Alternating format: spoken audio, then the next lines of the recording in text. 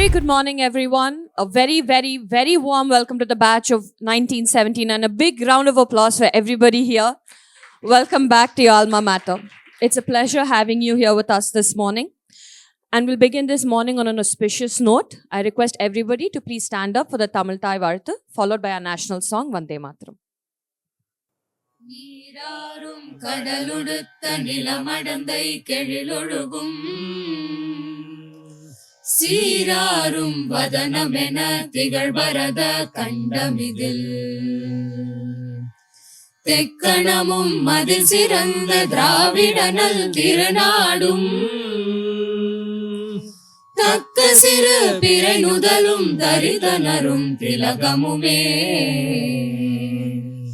அத்திலக வாசனை போல் அனைத்துலகும் இன்பமுற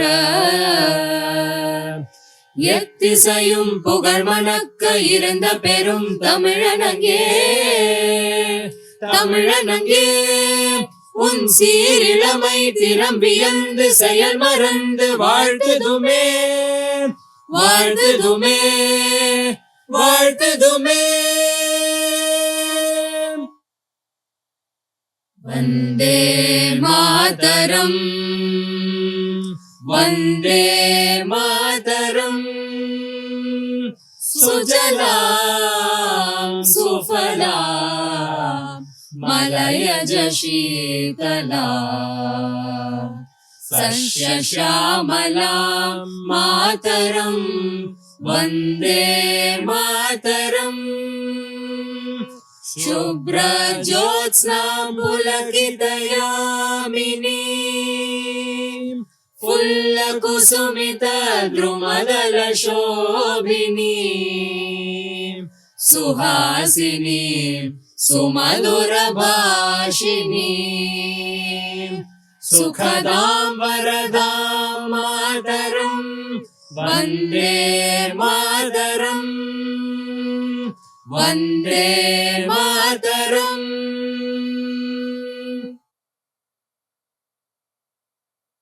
Thank you, everyone. It gives us immense pleasure to be here to celebrate the legacy of the batch of 1979. On that note, I would like to welcome Professor Ashwin Mahalingam, Dean of Alumni and Corporate Relations Office, to please present the welcome address. Hi, good morning, everyone, and welcome back to your alma mater, to the IIT Madras campus. My name is Ashwin. I just took over a few months ago as the Dean of Alumni and Corporate Relations at IIT Madras. I'm also an alumnus from nearly 2 decades after you. I graduated in 98. So I guess I can say I was born when you were at IIT Madras. So how many of you have been here in the last 5 years? Any time within the last 5 years? Okay, that's a reasonable number. Let me do it the other way. How many of you have not been here for 5 years? Okay, this is a very active batch. I guess a lot of people have been here. So, very nice. I hope there were no classes that you needed to complete or anything like that that brought you back. Okay. I'm sure it's great to kind, for those of you who have not been here in a while, I'm sure it's great for everyone to come back to this campus. You'll of course see that the campus has changed quite a bit, even in the last 5 years. But of course, from the time you were students, it's probably unrecognizable. For instance, we are on the footprint of the dreaded workshop right now. So this was actually, at least during my time, it was the Smithy workshop, and also sort of leading into the carpentry and fitting sort of workshops. But now it's this nice, cool, maker space, as we call it, with C5 and things like this. And I'm sure you will have an opportunity to go around and see what the campus is like. I've been sort of saying this now quite often, but I never tire of saying it. There is this thing called the National Institutional Rankings Framework, NIRF, in which IIT Madras has been ranked as the #1 institute, both in the engineering and technology category, but also in the overall category. So, my request to all of you is, when you come across somebody who went to another IIT, okay, first of all, tell them that we are #1. But then also tell them that we don't know what it's like to be anything other than #1, because ever since the rankings came out, we've been #1. So this is some ammunition I want to provide you as you go and talk to people. Well, that we'll get to later. I think we are first on Atmanirbhar at the moment, right? Then we'll get to international rankings. But so the all the IITs participate in this ranking. So there's no way anyone can say I opted out. They're all in and they're behind us. So, but the point is, I think the IIT Madras seems to be doing something right. I think there are lots of things that we have going on that are creating an impact. I think Kama will come here in a bit and talk a little bit about what's happening. But just to give you a little bit of an overview, one is, of course, as you see, the infrastructure. We're constantly in the process of upgrading it so that we actually become a world-class university with world-class infrastructure. I was speaking to some of you. I believe your batch size BTech was about 230 is what I was told. So which means it was a 5-year undergraduate program. So there were probably about 1,100 undergraduates on campus. At the time, my guess is there were probably about 500 odd graduate students on campus, 500, 600, because our graduate programs were not very big then. So the campus student population must have been at best around 1,700, 1,800. Today, it is a little bit north of 11,000. So there is a 6x kind of increase in the number of students. And therefore, we've also increased all of our facilities, or in the process of increasing all of this. And in that process, new things have come up, like this space here, the larger center for innovation, or the innovation hub, which is the exact inverse of what the workshop used to be. The workshop was when reluctant people go in and are made to do things that any sane person would otherwise not do. Here it's exactly the opposite. Students come in whenever they want to come in. The tagline is walk in with an idea, walk out with a product. You can be a civil engineer, but you can be part of the group that's making the latest range of drones. Typically, people say the space is more crowded at 3 o'clock, but not at 3 p.m., at 3 a.m., when everyone has had their tea at Tarams or whatever and is working hard. So it's very much a very open campus now. Allows for a lot of interdisciplinarity. Only 50% of our courses at the undergraduate level are required courses. The rest of it you can elect and either go deep into some other subject, or you can sample a bunch of other subjects. So being a student now is very different from when all of you were a student, and also very different from when I was a student. There's a lot more flexibility, choice. People get to do what they want. And in some sense, we hope that therefore people will gravitate and find what they were actually made for, rather than just go through with the degree program they came in. Some of the other highlights of what are happening at IIT Madras is we are now starting to take steps to be a little bit more international. So on the one hand, we have a lot of international students here. We've had international students for a while. I believe in your batches, they may actually have been people from Sri Lanka and Malaysia who were part of the program. So that went away a little bit during my time. We had a slightly different kind of program. But now we have a lot of exchange students from Europe, from the US, all over, who come spend a semester here. But we also have full-time degree-seeking students from abroad, typically again from Southeast Asia, from Africa now, and things like this. So the campus is becoming a little bit more international, but we're also internationalizing. We've now started this campus at Zanzibar, off the coast of Tanzania. So there is an IIT Madras Zanzibar campus, which is our first. That's a proper full-fledged campus that is coming up. Of course, we've started with something small and temporary, where African students will attend, get hopefully same quality of education, and graduate with IIT Madras Zanzibar degrees. And the idea is to see if we can actually now start taking our quality of education to these kinds of places. I think the United States doesn't perhaps need an IIT, but many of these countries do. And so that's again a thrust that we are undertaking.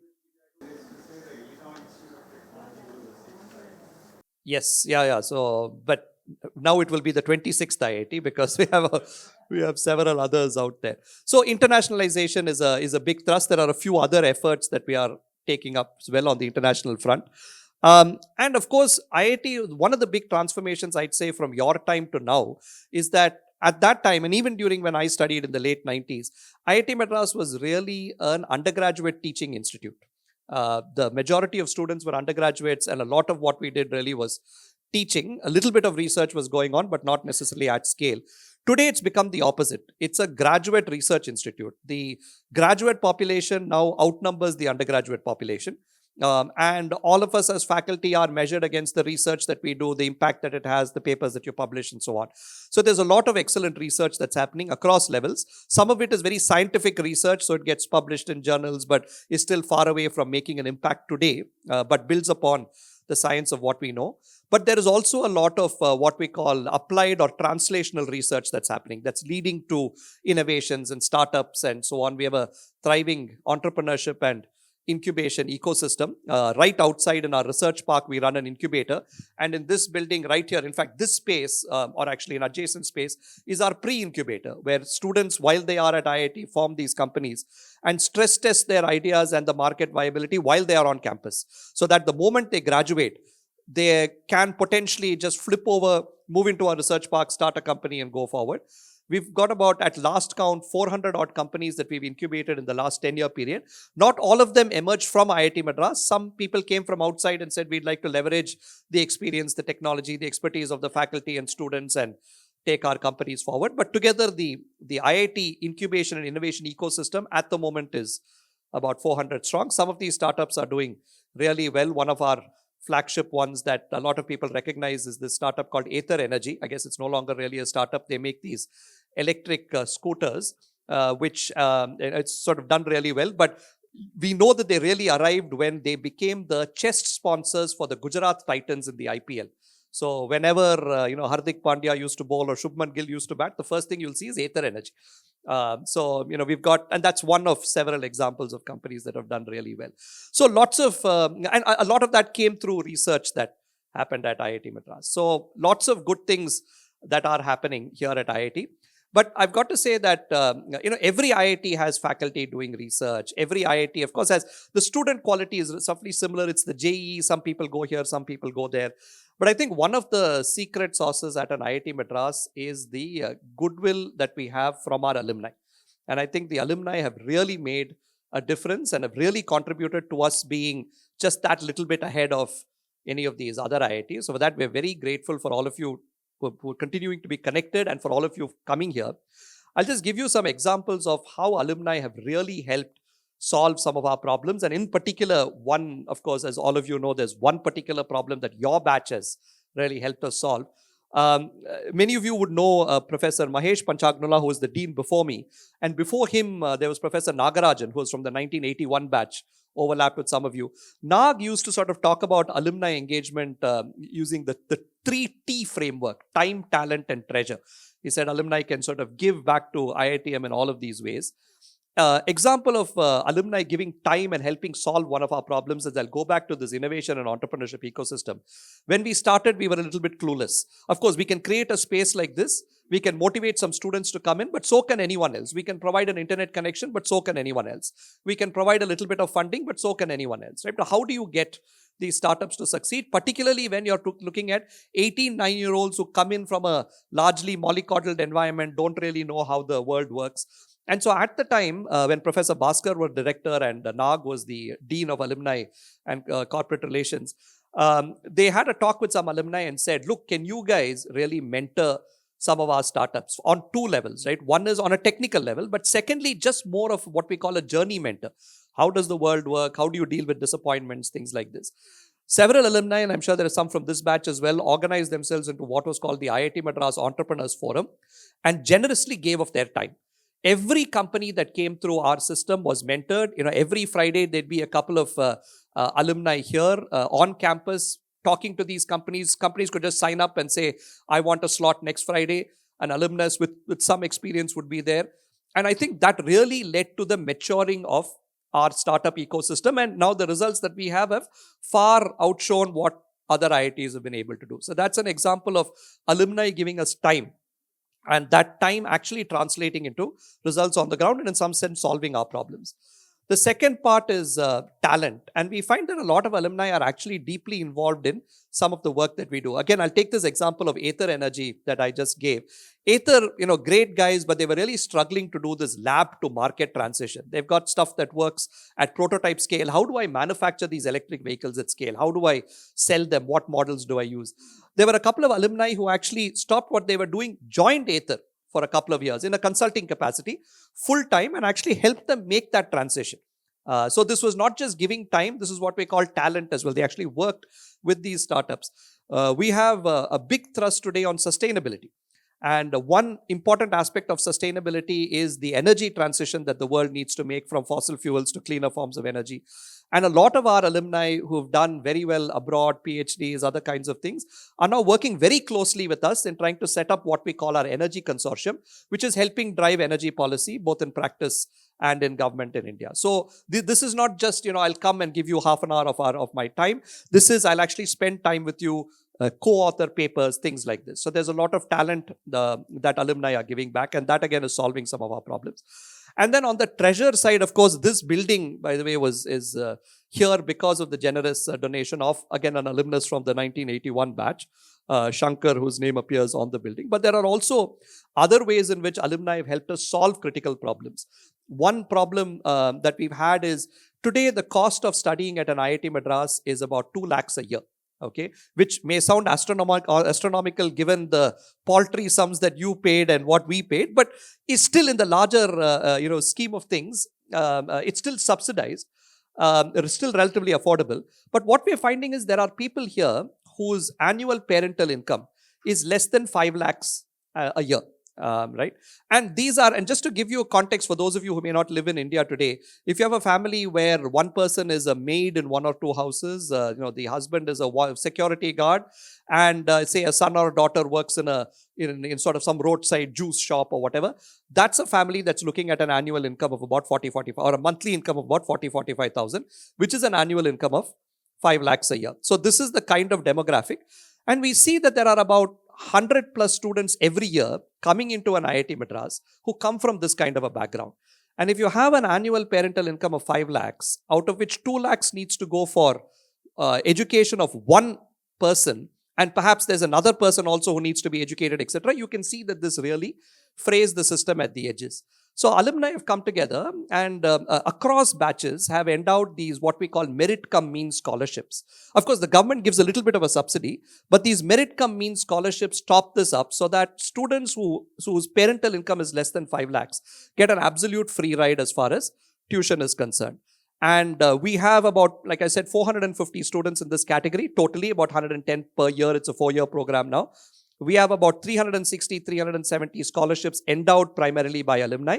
And then corporates come in with corporate social responsibility contributions, and we fill the rest. So again, this problem is now more or less solved. That these people less than 5 lakhs don't have to pay tuition, and it's solved because alumni have been helping us. And so I think there are several examples of alumni not just coming and sort of being well-wishers, but actually solving our problems. And in particular, this batch has helped solve one of our critical problems, which is during our time, several people used to go into research, right, once they graduated. That then led to obviously good quality scientific output, but also a fair number of faculty coming back and being faculty in the IIT. So I was just saying, I think even one batch junior to you in the 1980s, there were between 80 and 85. I think there were like 5 or 6 people from each batch who've come back to IIT Madras as faculty and elsewhere. But recently that sort of died down a little bit, and we started with the generous support of this batch, this YRF program, which my colleague Preeti will come and talk to you about, the Young Research Fellows program, which has been fantastic, which has really now triggered this interest in research among undergraduate students. I was reviewing some of the projects. I think we were both at the same event in an adjacent building, and it's just fantastic what these kids are able to do, and how now their career trajectories could potentially be a lot different than what it was if it hadn't been for the YRF program. So again, I want to thank this batch for your very, very generous support towards this program, which again is solving one of our needs. Okay, so I don't want to keep going on, but just wanted to, yeah. Correct. So I'm not going to steal that thunder because Preeti is going to come and talk about it, but I just wanted to mention it. We'll have a little bit more of a detailed discussion on that going forward. But again, welcome to campus, welcome to the alumni, welcome to the spouses as well. So the gender ratio across the institute is about 25% women, 75% men. At the undergraduate level, it's about 20%, 80%. And that's sort of consistent throughout. probably when I studied at IIT, and I'm sure my batch was probably more diverse than earlier ones. It was a class of 350 and we had 13 girls. So that was about 3 to 4%. And roughly, I think Shamala's here somewhere. She was 3 years ahead of me. It was about the same. I don't know what the gender ratio was in your batch. Out of 230, how many? Right. So, so okay, so we've gone from 2% to 5%. Now we're at upwards of 20% for the undergraduate program, around 25% overall, because some of the graduate programs attract a greater percentage of women. So I think, and we're also trying to look at, there are also more women faculty today. Again, when I was in when I studied in civil engineering, I can't recall a single woman civil engineering faculty when I was there.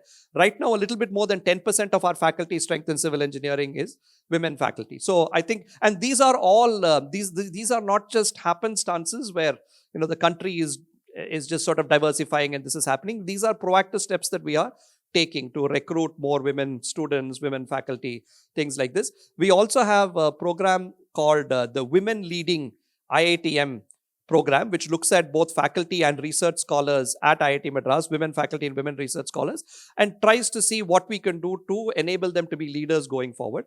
We've now started a Women Leading IITs program, which we are coordinating, which tries to bring together faculty from all the IITs, women faculty from all the IITs, and try to see how we can push them. So thank you for asking that question, because this is something that we feel very passionately about, and we're trying to sort of systematically work through. Many of our women alumni are very generous with their support in terms of trying to help us think through this and all of that. But yeah. So with that, just wanted to welcome all of you back. Welcome the spouses also to the campus. Oh yeah, one more.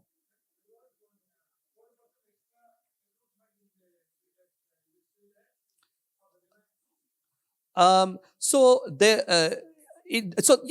our BTech seats we have 20% capacity for women. And so we ensure that we fill that 20% of all our classes are women. So we go through that process. I mean, everyone still comes through the JEE. You still have to get a JEE rank and all of that.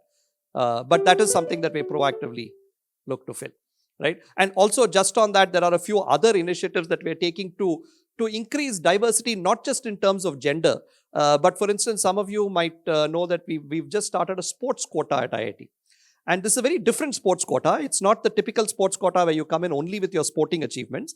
You still get through the JEE, but if you have significant sporting achievements and there is an objective way of measuring what you've done, then you can jump the queue a little bit. And so somebody who may have gotten a rank but not good enough to get in will now get in. We're now starting a culture and fine arts quota. The idea behind this is to convey a message to kids in 9th and 10th standard saying, don't shut everything down and start studying for JEE. It might actually be to your benefit if you continue to play the violin or play cricket or whatever, and if you got to a reasonable level and you did well in the JEE, you might actually do better. And so hopefully the kids that we get are a little bit more rounded and think a little bit more holistically. Yeah, it's 2 per branch. 1 week, so 2 per branch. We have about 13 undergraduate branches. So every year we hope to admit 26 in the sports category and 26 in the culture category. Excellent. So, right on cue, we have Professor Kama here. So, thank you all very much for coming. Thank you for supporting IIT Madras. We look forward to your continued support. But also, I hope you guys have a great day here, reliving old memories. I'm sure most of you are going back to your hostels, most of which are the same except for Mandak. So, anyone from Mandak here? Oh, okay. All right. Well, with Mandak has grown, right? And if it's of any consolation, the other hostels are probably going to go in that direction sooner or later, right? So welcome everyone. Welcome to your reunion and welcome to IIT Madras. Thank you.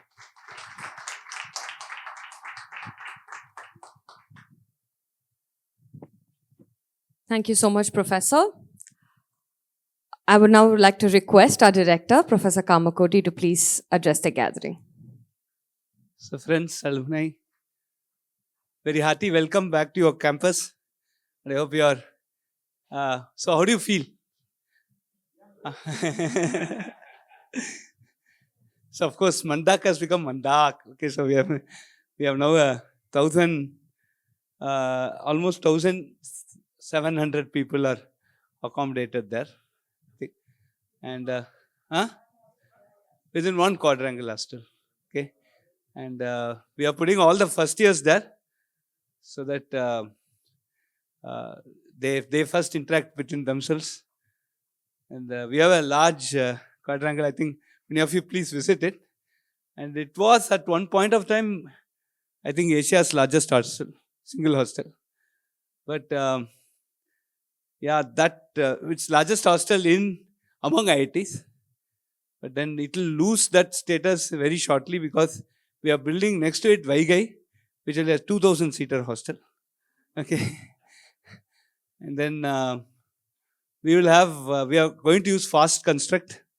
Normally, when we start building, director X lays the foundation stone, X plus 1 executes, X plus 2 cuts the ribbon. We have seen some such projects with Anand Bhaskar, and all of them had a 10-year tenure. Okay, so, but this we are trying to use fast construct.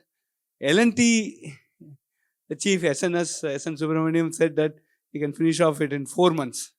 Even if it is 12 months, we are very happy. So, but it will be a plug and play type of technology. So L&T is also, L&T never takes a project which is less than 500 crores. It is only 250 crores, but they will take it because it's a technology demonstrator for us. So that way your alma mater contributes to the growth of other industry also. So from the hostel. Okay, thank you. So welcome back. And you know, IITs have a different and a larger role to play. I had a small interaction with some of your batchmates in the morning. And so we have been changing with times, changing for good. We have been rated number 1 for 9 consecutive years in the engineering category and 6 consecutive years in the overall category. With that comes a lot of responsibility. And when I took over as director, I'm just completing my 3 years in next 11 days. So 22 January 17th when I took over as director, the message was very clear that unless IIT Madras attempts to become locally relevant, we will lose our significance in the country. Right? As an institute, right from your days, when you completed your degree in 1979, probably I was in 7th standard and Ashwin was yet to born or what? Just born, okay, in the cradle. Okay, from that day to this, like many of you would have seen Woodward's Grapewater, right? Your mother, grandmother, like that. We had been subsidizing education. Right? We have been doing at 3.5x. Today we charge around 2 lakhs. But 2 lakhs would be some 10 times of what you had paid. Right? Probably even 20,000 you would not have paid, like for your 25 rupees per month. So it will be some 200 times your fees now. 300 rupees per year. Per year. So, yeah. So whatever be. So we are now, now they are paying 200x that money and still we are 3.5x rebate. So we spend around 10 lakh per student per year and we get back only 2 lakhs or whatever. And then there's only some 40.5% of the students pay the full fees. Remaining have some rebates, and from the marginalized community, there's 0 tuition fees. And we are supported by government. We are getting close to 1,000 crores. So predominantly we are running on taxpayers' money. And so there is a very big social commitment in front of us. So very quickly, I'll tell you all that we are doing in terms of all this outreach activity. I'm sure Ashwin would have briefed you many things about what is happening internally. On the outreach, we have now moved on to 2 different segments. One is the school segment, another is the college segment. And why should we contribute to school? COVID, in spite of all the bad things, has taught us that technology can be used for effective education, even at the school level. The poor of the poorest did have a digital technology which went and reached out to that house, and that happened during COVID. So there was a live demonstration. So we started looking at a project where We'll have a TV of this size with a camera, or 3/4 of this size with a camera and a smart TV. And can we log in from IIT, reach out to the rural children and try to support their education, support their school, doubts in the school. Because quality teachers are not available. It's a very big scarcity. More than the IT, AML job, school teachers is a very big job. You're not getting good teachers. Absolutely, even in big schools in city, leave alone some villages. And then we aspire that these guys come to IIT. So, but then what is the story behind? Sorry. My digital wife. Right. So, so what happens? We are not seeing that quality teachers, and so, but we find very good intelligence there. Friends, in the age group of 15 to 35, we are the youngest population. And 75% of this population is in rural India. And villages are certainly the representative symbol of our country. And if we neglect these villages, we will become a very uneducated country and we will have its own social repercussions. And really, we wanted to start looking at it in great detail. I want to give you a couple of instances.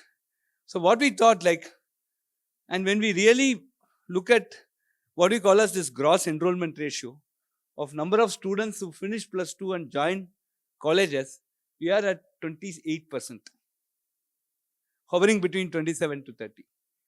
And this is more or less a Tenali Raman type of story, right? The king asked Tenali Raman to count the number of crows.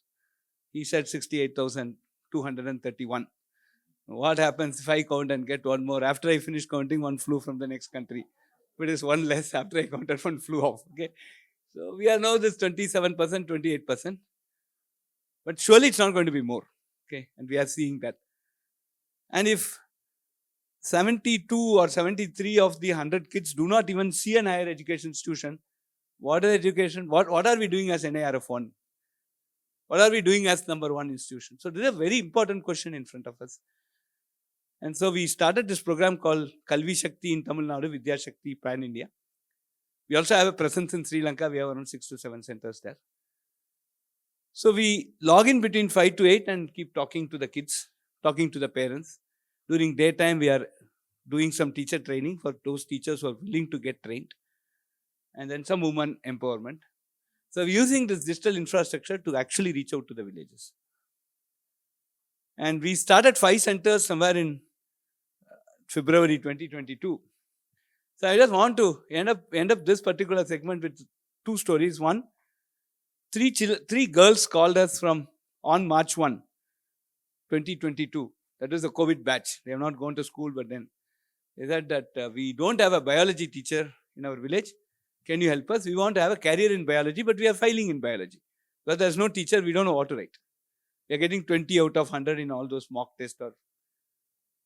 Friends, 45 days of training, having a good teacher from here taught in Tamil. All these 3 children actually got more than 90 marks.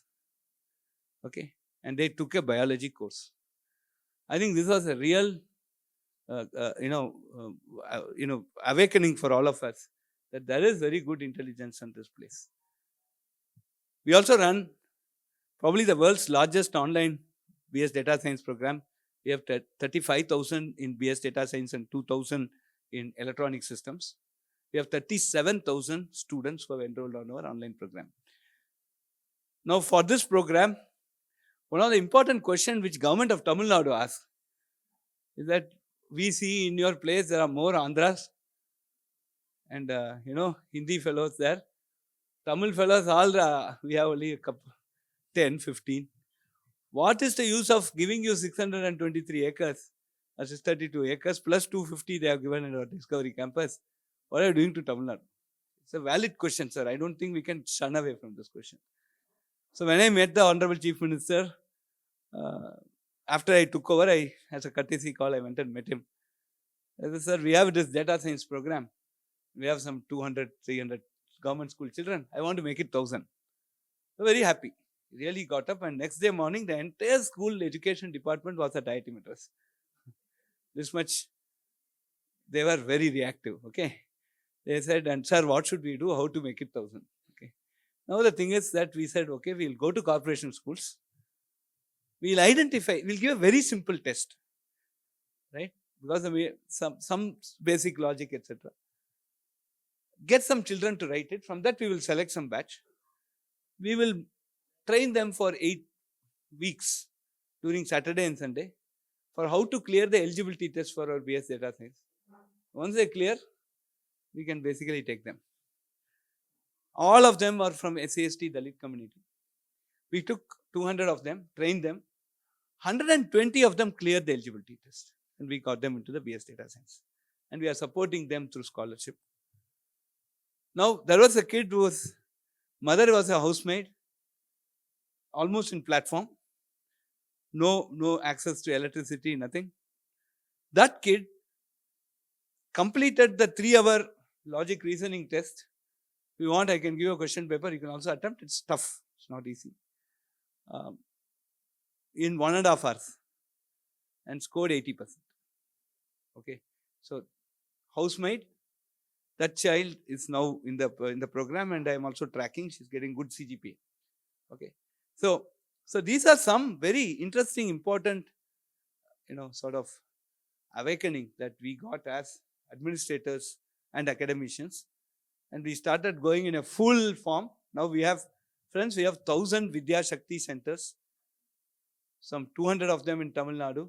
Some 400 of them in Uttar Pradesh, Northeast, Karnataka, Andhra, Telangana, and we are starting in Kerala. We just signed up a very big MOU with Andhra. Now they have enabled 80 schools, but they will be giving 1,000 more schools. Central government and Ministry of Education realized the importance of this. Now they are going to sponsor for 10,000 schools. So Vidya Shakti as a project. I was having a target of 1,000 this year, academic year. That means by next convocation, I will announce 1,000. Last convocation, we announced 500. At the next convocation, I'll announce 1,000. But things go well, I'll announce 10,000. Okay, so that's a very, very important social commitment. So now coming to the ask, everybody will have a root in a village. If you say I belong to Chennai, it's not correct. Chennai is a settlement area. Okay, so your father, okay, Chennai, grandfather, Chennai, great grandfather, some person in your ancestry would have been to some village in some part. Hyderabad, all this metropolis and all are settlement areas. Okay, far away from the lush green agriculture, beautiful villages. So please trace your route to the village, and if you identify your village, and if you are willing to sponsor, say 50,000 rupees to set up this whole thing, and 4,000 rupees a month for a coordinator there. Okay, you can directly pay a coordinator there. Now we can educate the children in that village. This is not a car which we put one driver and drive it. This is a temple car. We need the whole town to come and pull it. Okay, so Vidya Shakti is a project like this. We are making this attempt. So this is a call to all. Tamil sonna oru car oru driver vachu otra car illa oor koodi irukka vendiya ther. Okay, so if we can all join together, we as IIT Madras can do this in a big way, and we will see results. This is not some Rishi Garbham that we can say tomorrow morning we'll get a child. No, it's going to take 10 years, 15 years, but then that 15 years later, when we look back, I think this will be a great contribution. National Education Policy has kept 2035 as a deadline to improve this gross enrollment ratio to 50%. And that's a very Herculean task. And we must see what small squirrel we can be in this big Ramasetu that they are trying to build. Okay, so this is my first ask to you. Second thing, friends, we had a target. See, Harvard had 50,000 students. So we also have a target of 50,000. I thought it will take 2027 to go to that 50,000, but today we are now 48,000 odd. We have 11,000 students on campus and around 37,000 online. My thing was 37,500 online and 12,500, which is the carrying capacity of this campus. So we'll have that 50,000. Now I can now safely now talk about 75,000. Okay, so right. So this is one part of the story where we are addressing school children and we are trying to address that very important national problem of gross enrollment ratio. And this is our modus operandi. You're welcome to come and look at some of these, whatever we are doing here. You have some suggestions. You have some software to share. You have some simulations that we can put. You have any effective teaching learning methodology, anything. Or you can just come, show your face, tell this is what I was and this is what I am. This is how you can all grow. If you can handhold some children, take to your company, give them a job. Anything.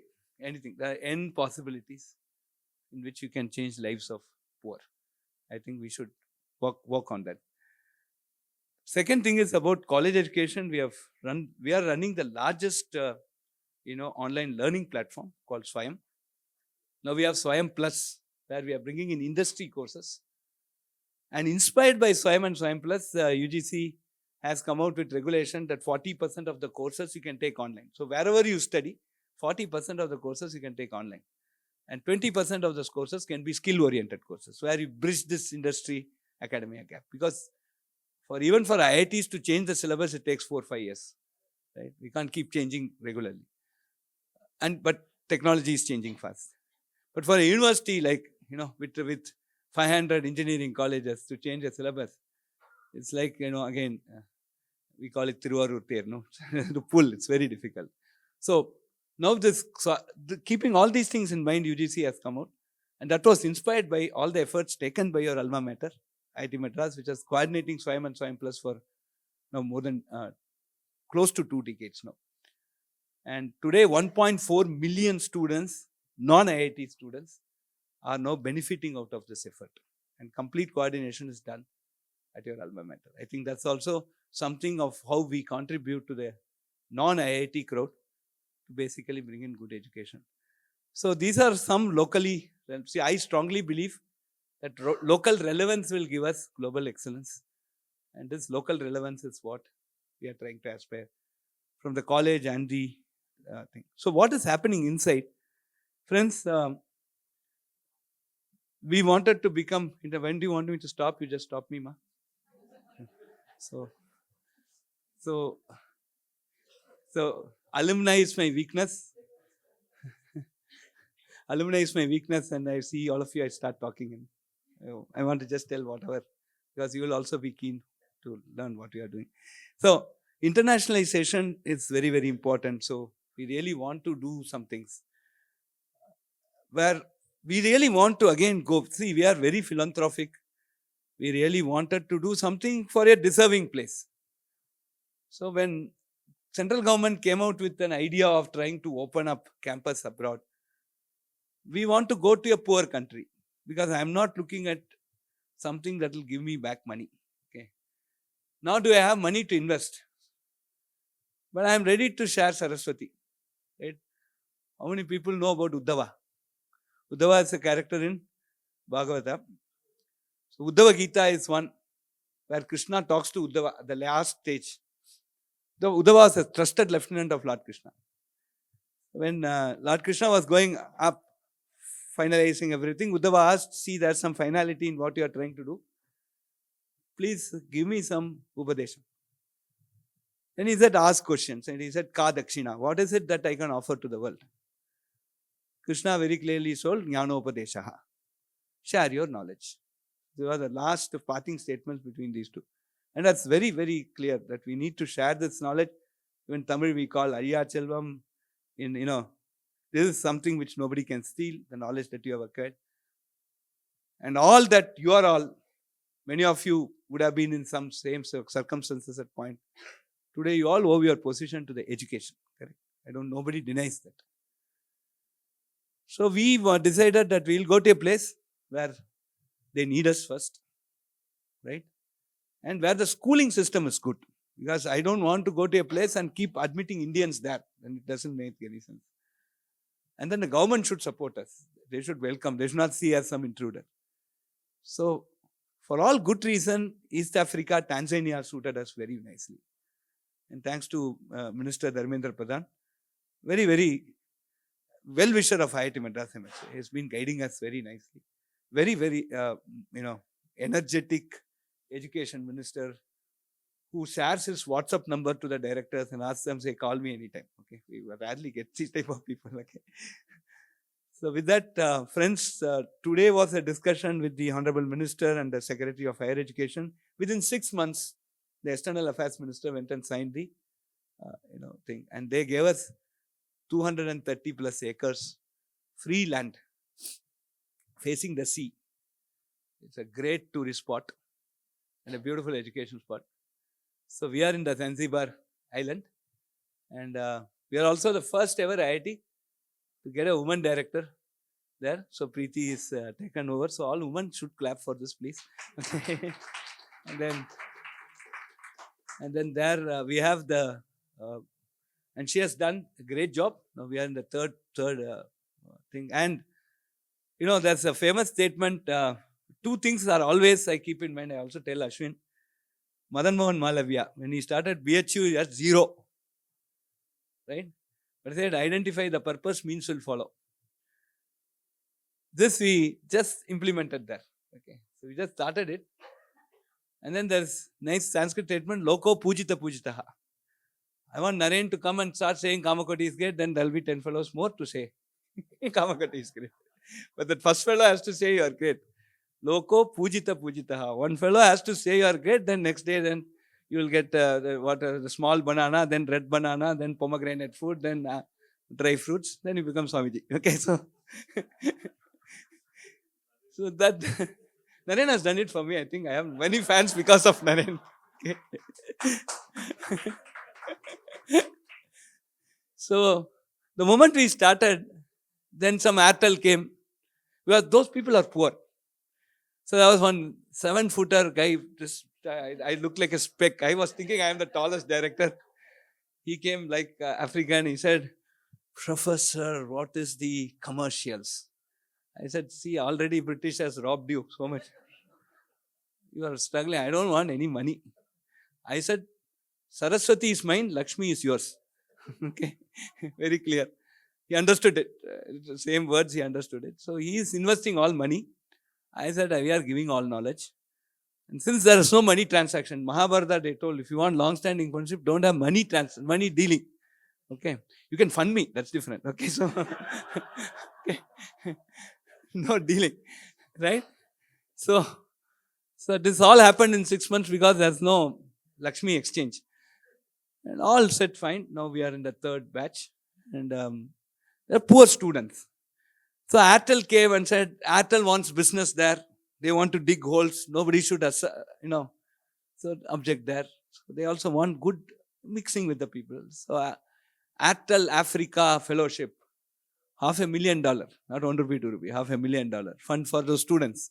Some Zambia, Kenya, all these, all Yas, all are coming there. So we give them. And then Adani, they are saying ocean structures, so they are giving some funding. Now it's growing. So so many people say, I'll fund students' fees there.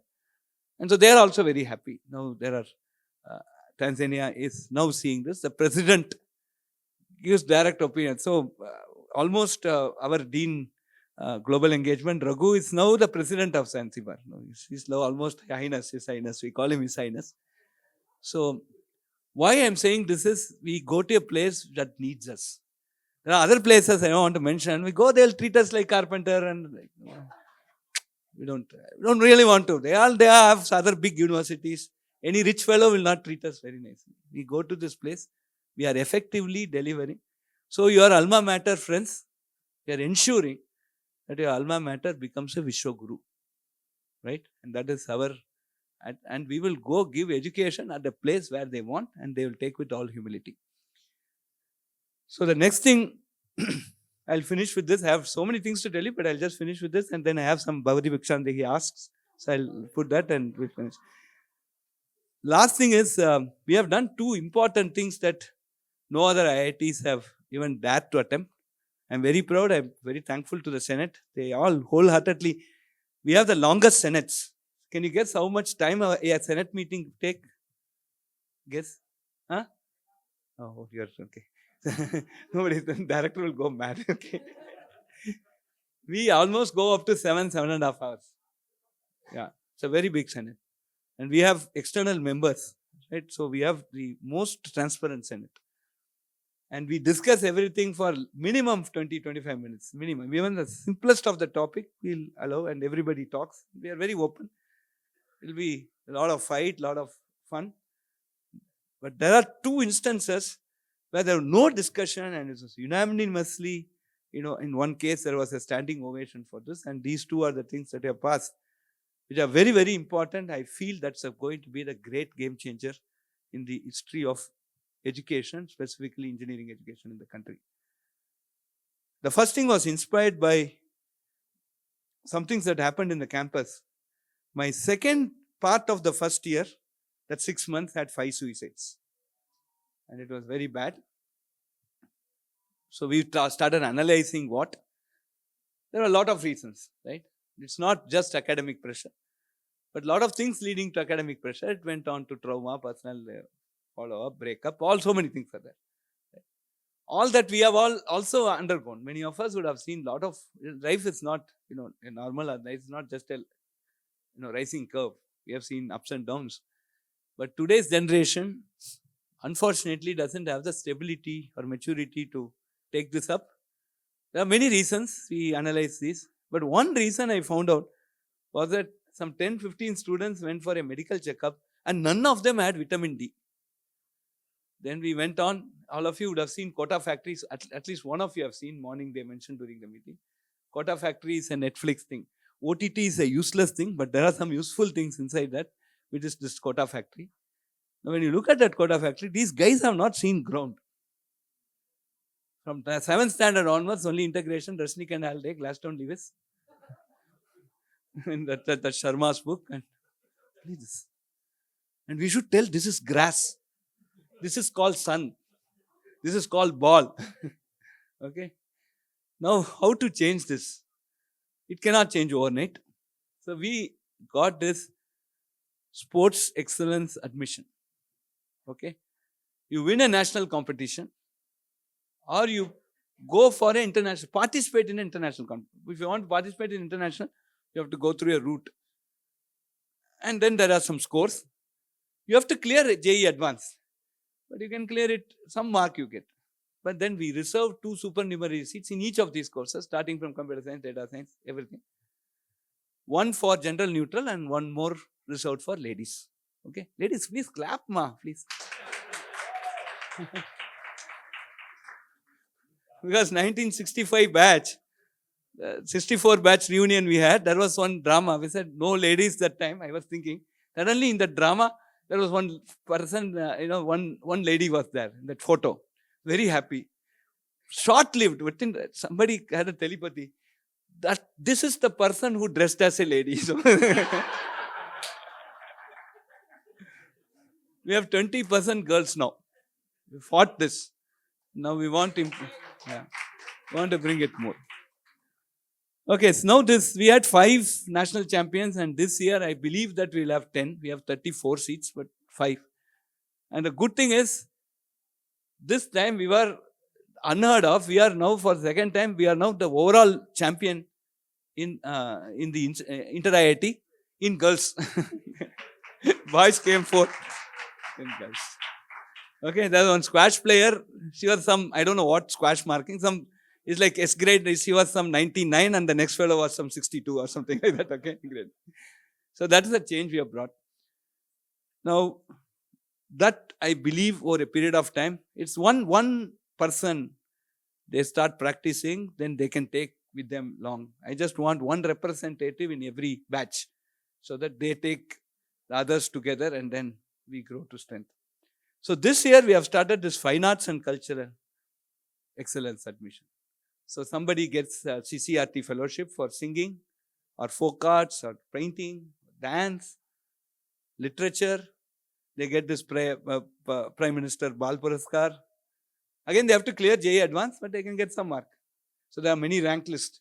You have general rank list, EWS, economic weaker section rank list, OBC rank list, SC, ST, and then physically disabled 6, 7, 8. Any rank list you should have an entry, and then we judge you based on this.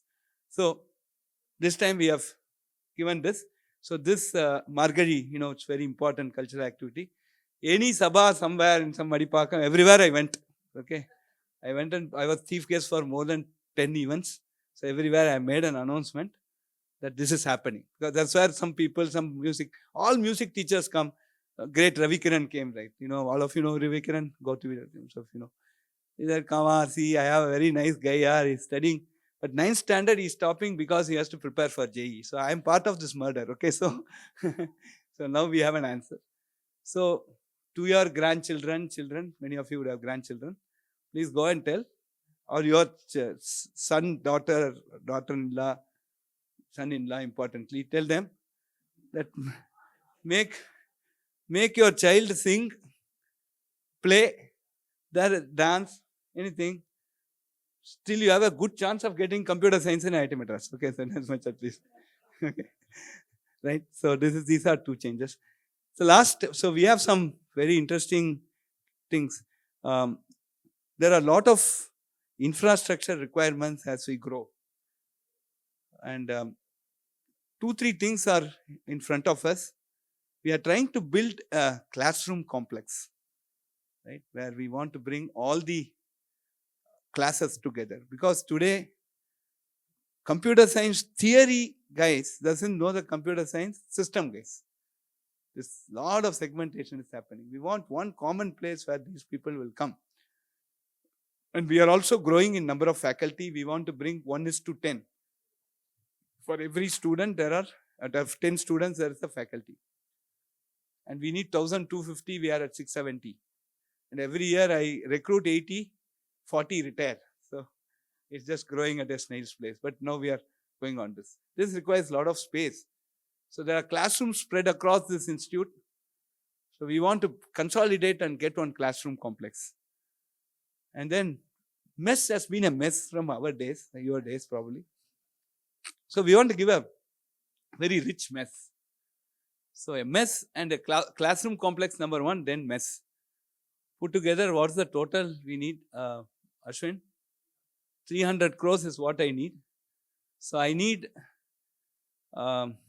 600 alumni who can give 50 lakhs.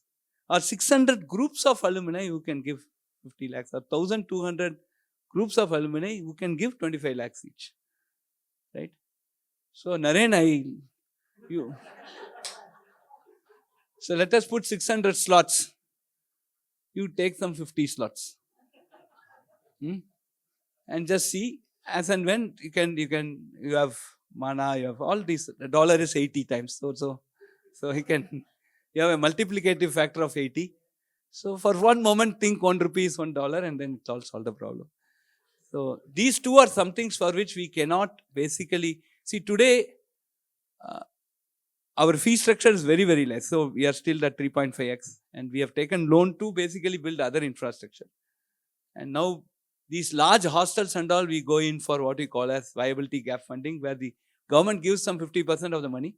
Remaining 50%, we have this HRA or house rent allowance, etc. So we are building guest house, we are building professor quarters, other things like that. But these 2 student amenities, which are basically going to benefit the student, these 2 are my big ask, other than the other Vidya Shakti and other things where you would like to participate. I hope all of you can put together something by which 1 slot is also okay. So 100 slots. But fill up these so that small drops really make a ocean. I'm sure we will. So we've identified the purpose, and as per Madan Mohan Malaviya, the means will follow. So we will take this. So thank you very much. Have a very nice day here. Enjoy. And we have a black bug population has increased by 75 times, to 75 from 20. Our spotted D is now 300. We have a lot more monkeys here, right? And then we have more students and then professors. Huh? Huh? The monkeys have evolved. They know how to open doors. And some days the actually have something to basically divert them. Next day they don't come in that route. So they are very intelligent. So monkeys are going. They are IIT Madras monkeys. Okay.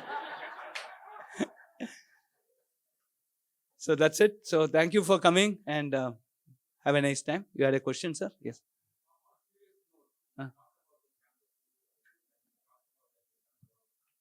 Huh?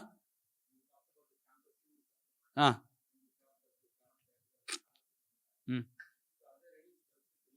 Yeah. So you just go to behappy.iitm.ac.in. If this is having internet connection, you can put that. So we have all 10 to 12 initiatives. So friends, last 1 year, 27 days, we did not have a suicide. Okay. That's what we have.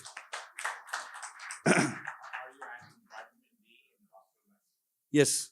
So hostel food, what I have done is more than 40% of the students have my mobile number. And I have asked them to share to their friends also, but they are not sharing because they want to have an exclusive privilege with the director. The same RG, relative grading that you would have experienced in your 1979. The things doesn't change that much in IIT Madras with respect to that. And we get, so what we did was that you can, so I randomly went to mess. So I go to some mess at any X time. So I just take the tea cart and say, go left, right. This mess, I stop, I go inside and start eating something. As director, I have that privilege. So then mess also started becoming, they also became alert. And then we have requested faculty to go with every faculty has a mentor, faculty advisor, guide, etc. So we request the faculty to go with all their mentees to a mess and eat and give a feedback. Some 10% of the faculty are doing that itself is 60, 70 faculty are doing on a regular basis. They also send me photos, etc. So now there is somebody to monitor. That's all we need. Then we got first a few days and I said if the food is bad, make a packet and send it to director's office. So first week I got 20 packets. Okay, and then things like what is this? Paneer is like rubber. Okay. Sort of statements, and paneer was indeed like rubber. Okay, so that's where we found that enough refrigeration is not there, enough automation is not there. So we really wanted to. That's why I came out with this grand mess idea. That mess photo you have, Ashwin? Yeah, no. Sometime if you meet them again, you can show that mess. It'll be really good. Just when you see itself, you'll start donating for it. Okay, so right. So then quality of mess food increase. So we had now a balanced menu. There's also some nutritionist who looks into that menu, and kids are also looking at it. So we have that one. But then this is a set of just go up.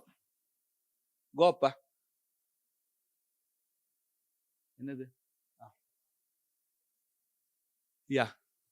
So just go up. So these are all. So there's a grievance redressal mechanism. So this is just click on this visit page. Click. Go down a bit.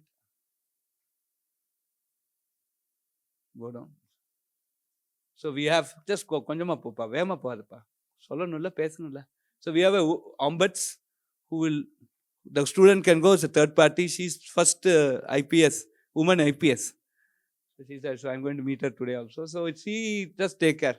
So anybody who wants can go there. Her presence itself makes a difference. So this is sometime that is one. She has been there. So we have appointed. Next, come down. Slower. So if you are just click on student. Yeah, come down.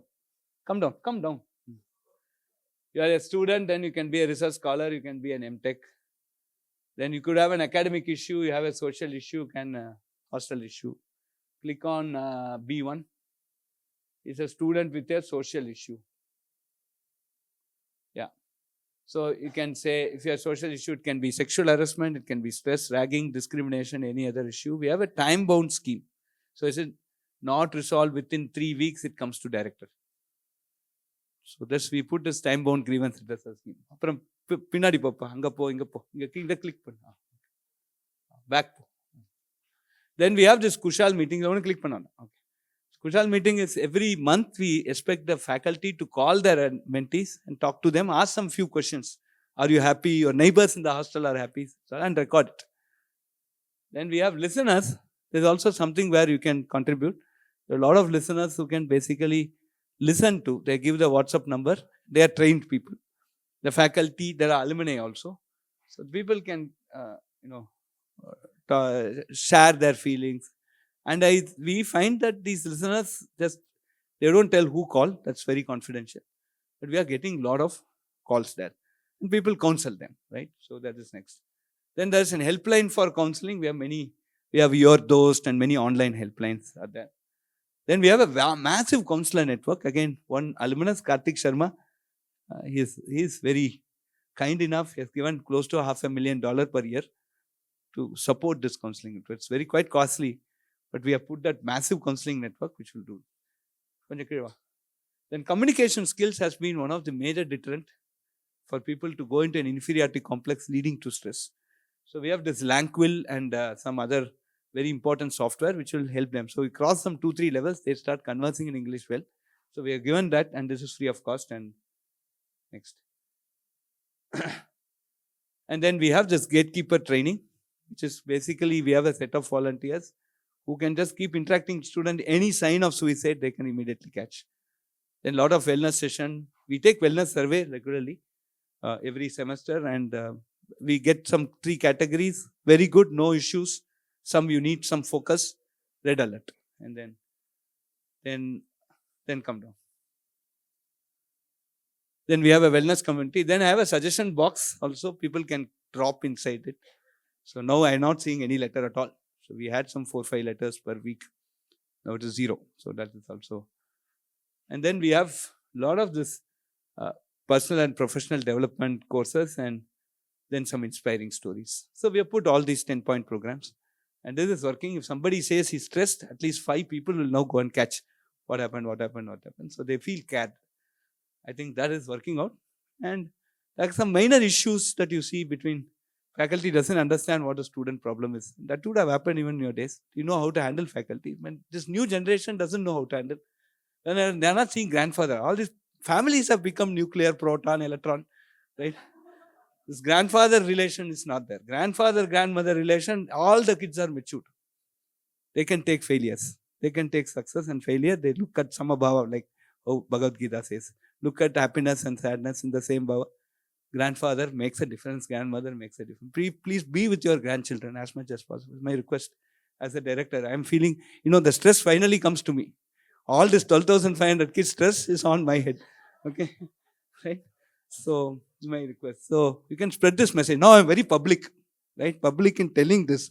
Because somewhere somebody should tell. Why should I be very diplomatic about this? Because we are really seeing that here. So overall, this has worked out.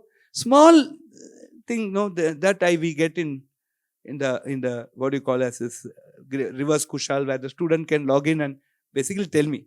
So every week some 4-5 things come. So we just call the supervisor. Enappa, your paper is pending, it seems. Oh yeah, sir, I was just traveling. Next 5 days the paper gets clear. Small thing. This is the small communication gap between student and faculty. These are all getting resolved now. So we are seeing overall campus is happy. So we are taking care of the wildlife also here. So we have this 20-kilometer limit. If you cross 25, then 10,000 rupees fine. If you hit something, 1 lakh fine. I put it, and it starts. So I traveled by Thar, my Toyota Corolla, one Audi, one BMW, drove at 20 kilometers and proved that we can travel at 20 kilometers. I said, oh, engine will not work, all these stories. I have video proof for all varieties of vehicle. This entry of come to that. Okay. And my car also, I told my driver, once drive little fast, ask the policeman to catch, pay that fine. So that Yata Raja Tata Praja. For next 2 more years, I'll be the king. I want to follow. But what happens is today when you go in the road, see, how many people have read Abhigyana Shakuntalam, Kalidasa's drama, right? So when Dushyanta enters Kanva Maharishi's thing, the deers are not scared of him. Then you know that this place is a very great place, led by a very great person. Huh? So if you enter IIT Madras, you'll see the deers, they'll not be scared. Today the cars have to stop for the deer to cross. That much I have ensured. So that way. Huh? No, monkeys, don't see it eye to eye. You just walk, you exit, I also exit. That's how we have been handling. We are friends, yeah. Don't see eye to eye, then only it gets scared, right? If you just walk, okay, get lost, right? It also go off. But that way, the campus is seeing happiness even in elements. So, all I've done. So, this is about the wellness initiative. Please look at this website, and if you have any suggestion, if you want to become a listener, anything that you can contribute. That is, yes. Ah. Oh. Click program. Yes. Yes.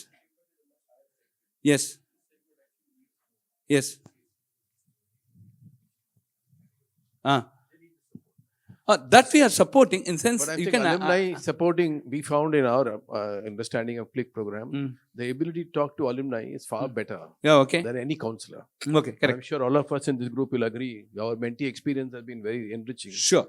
So maybe if that's something, Naren, you can think about it. Maybe we can do a click only for this segment of population. Absolutely.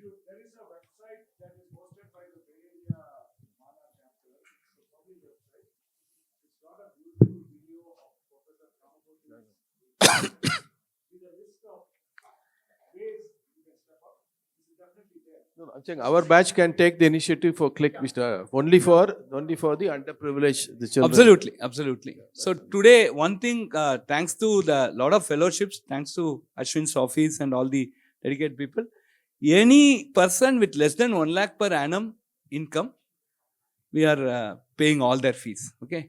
Any girl child with less than 5 lakh per annum family income, we are supporting. That much we are doing. So we want to extend it as much as possible. Now, a lot of CSR, we are also doing this Vidya Lakshmi Fellowship for all OBCs NCL candidates who have to pay 67,500, 1/3 of the fees. That we are now supporting. They are the non-creamy layer of OBC. So this can be done, especially career counseling, to see that they get a good job. I think that itself is a very big thing, right? So we can, anywhere, any way you want to involve. This is all that I have. If you want me to add something also, we'll do. No problem. So we are all open to ideas. This all evolved. This took me more than 8 months of sleepless nights. I really got bothered because, it was like a suicide pandemic, right? So we want to get out of it. So this is it. Okay. Thank you very, very much.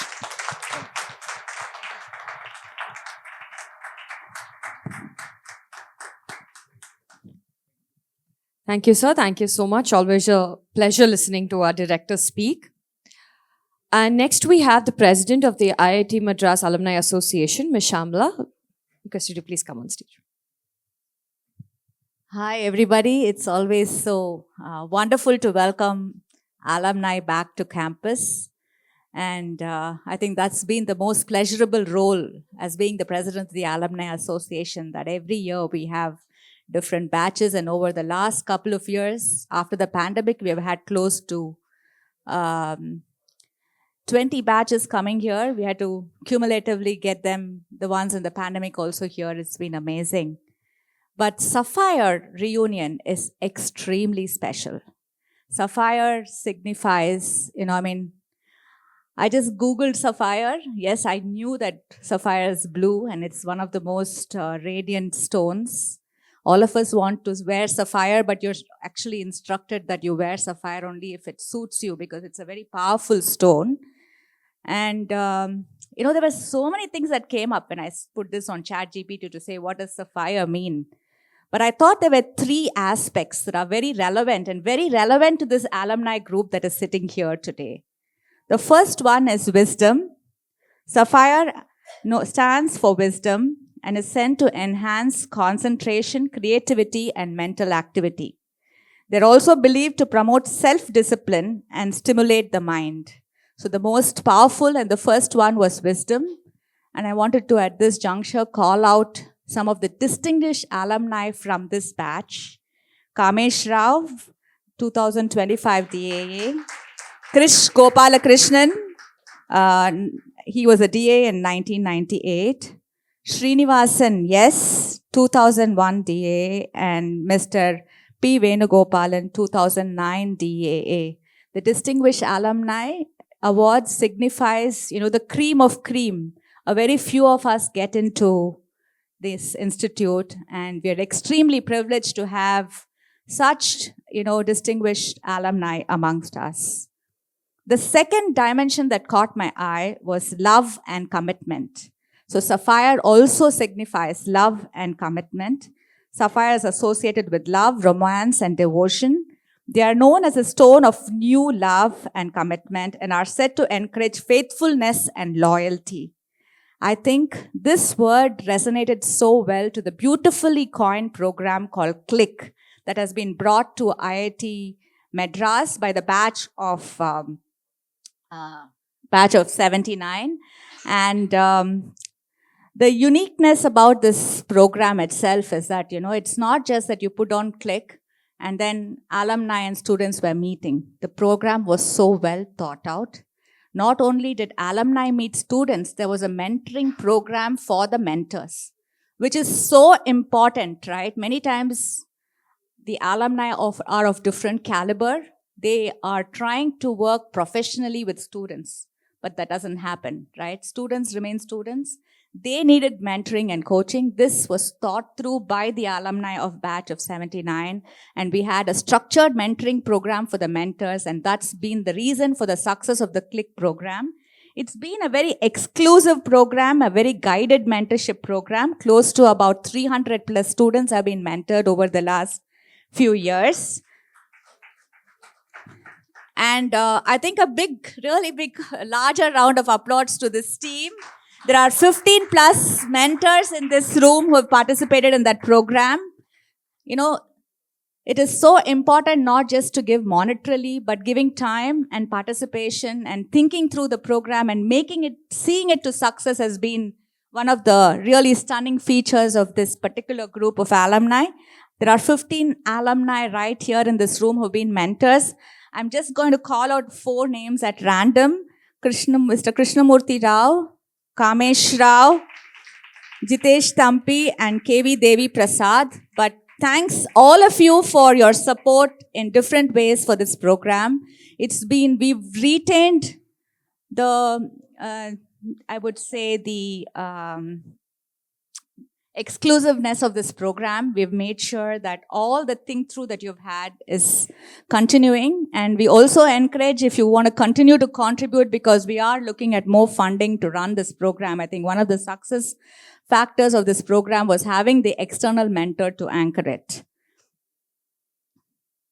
So the last last set of attributes of Sapphire: nobility, sincerity, truth, and faithfulness. Sapphire has been symbolic for these qualities for centuries: nobility, sincerity, truth, and faithfulness. And here I also wanted to, celebrate the work of Naren Nayak, who is chair of one of our largest and most important chapters, Bay Area, where, worldwide there is entrepreneurship and thought leadership that comes from Bay Area. And Naren Nayak has been a chapter for many years there, bringing alumni together, making sure there is a networking and bonding, which is like family, right? That's what's special about alumni, is not just us, but also the family. And I think Naren Nayak deserves a big round of applause. Here again, the think through, it is a sustainable program with a volunteering system that he has come up with, and he has a WhatsApp group of volunteers in Bay Area. So if any of you need anything, just reach out to him. And, before I, conclude the beauty of Sapphire, I think, the work of Sudha Gopalakrishnan Brain Center of IIT Madras, which is actually, push frontiers in the brain mapping. I'm sure all of you have read, where, for the first time in India, Global Image League of Brain Mapping Science we've been now first of the kind worldwide. And this has been due to contribution by Krish Gopalakrishnan, again, a stalwart within this group. Here again, I think Krish's vision, right? He wanted to, it was very intentional. He wanted to make a program that was interdisciplinary. he wanted to put money in a place which was research and making IIT Madras a leader. When he started this program, these were his visions, and he made sure he saw through it. And now it is so wonderful to see that, we are number one in this space. Again, a big round of applause to Krish for his wonderful contributions. So I'm just going to say that, wisdom, love and commitment, nobility, sincerity, truth and faithfulness is what this wonderful group stands for today. And the intention, thoughts and actions of you seniors has caught the hearts, I hope catches the hearts of many of us young alumni. Like Kamlesh Patel says in his Wisdom Bridge, that we learn from this wonderful experiences that you have put to us. And we also, role model you. So welcome you all again, the batch of 1979. It's really special to have you all here. I'm just now going to spend the last minute or two to talk about what IIT Ma does. It's been 1.5 years as the president. It's been amazing to meet alumni across the globe. Wherever we've been, alumni have been so welcoming to come and listen and hear about what IIT Madras does. Not only that, they're very vocal and interested in giving back in many ways, not just monetarily, but professionally. In different ways, they have been interacting with us and, giving back to their alma mater. It's been very enriching experience. This last couple of years, our focus were in 4 dimensions. We wanted to give programs which were for the alumni, and one of our very popular programs, which we call as Give Inwards, is the insurance program that we created for the alumni.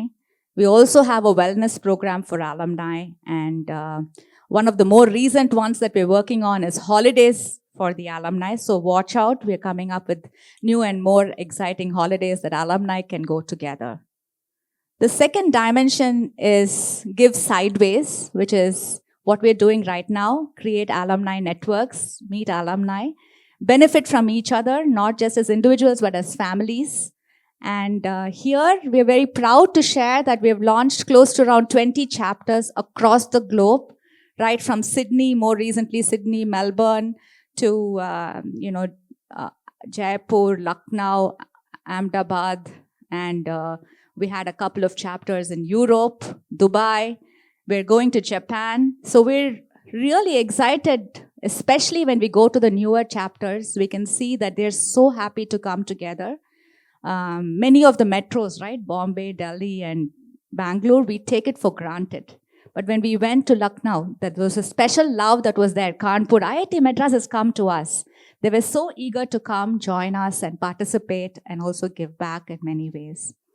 So the Give Sideways has been about the chapter events and these special reunions that we do. The third dimension is to give back to Insti, where our major program is definitely the Click program. Yari is another program that we have, which allows a more informal way of connecting alumni and students. Here again, watch out and join us and do contribute in any way that you can. The last dimension is that, as alumni, while we take back so much from the institute, I think we also owe it to society. So we said we must focus on a dimension which is give outward to society. Here we try to ramp up some of the work that the institute does in terms of the Rural Interaction Center. But more importantly, I think we conducted a program called Sangam in Hyderabad last year, where we took the voices of IIT Madras and alumni to the larger society. It was a big success. We also have a program like the PALS, AquaMap, some other programs run by alumni to impact society. So this is the work that is done by IIT Madras. I also wanted to, at this juncture, just shout out to the IIT Madras team. It's a small team of 10 members, head by Nishani, Rakesh, Maha. I'm sure all of you would have, interacted with Papaya and many others here who've been coordinating this event and making, all this magic happen amongst us. Thank you so much once again for being here. Welcome to this, your Sapphire reunion, and thank you for inspiring us. Before I leave, I just want to play a short video on, the testimonials we've got from the Click program that you have sponsored. I wanted to say something. I wasn't able to speak earlier because of my spotty internet connection. But I wanted to say something about my mentor. Initially, I get really anxious when I'm speaking to someone new. So the first probably 1 or 2 sessions, I was slightly reserved and things like that. But over the multiple sessions that we had, I think I've shared all different emotions with my mentor. If anything happy has happened through the week, or be it sad, something that made me anxious through the week, I've shared so many different things with her, and she has really been a sounding board and such an amazing friend, more than a mentor as such. And yeah, I've pretty much been able to share everything that's happening in my life. And I would really, really like to thank my mentor Manju. And I as you had said, I'm also really blessed to have gotten you as my mentor, and I really, really cherish this bond. And I'm hoping to continue this association for as long as possible. Thank you.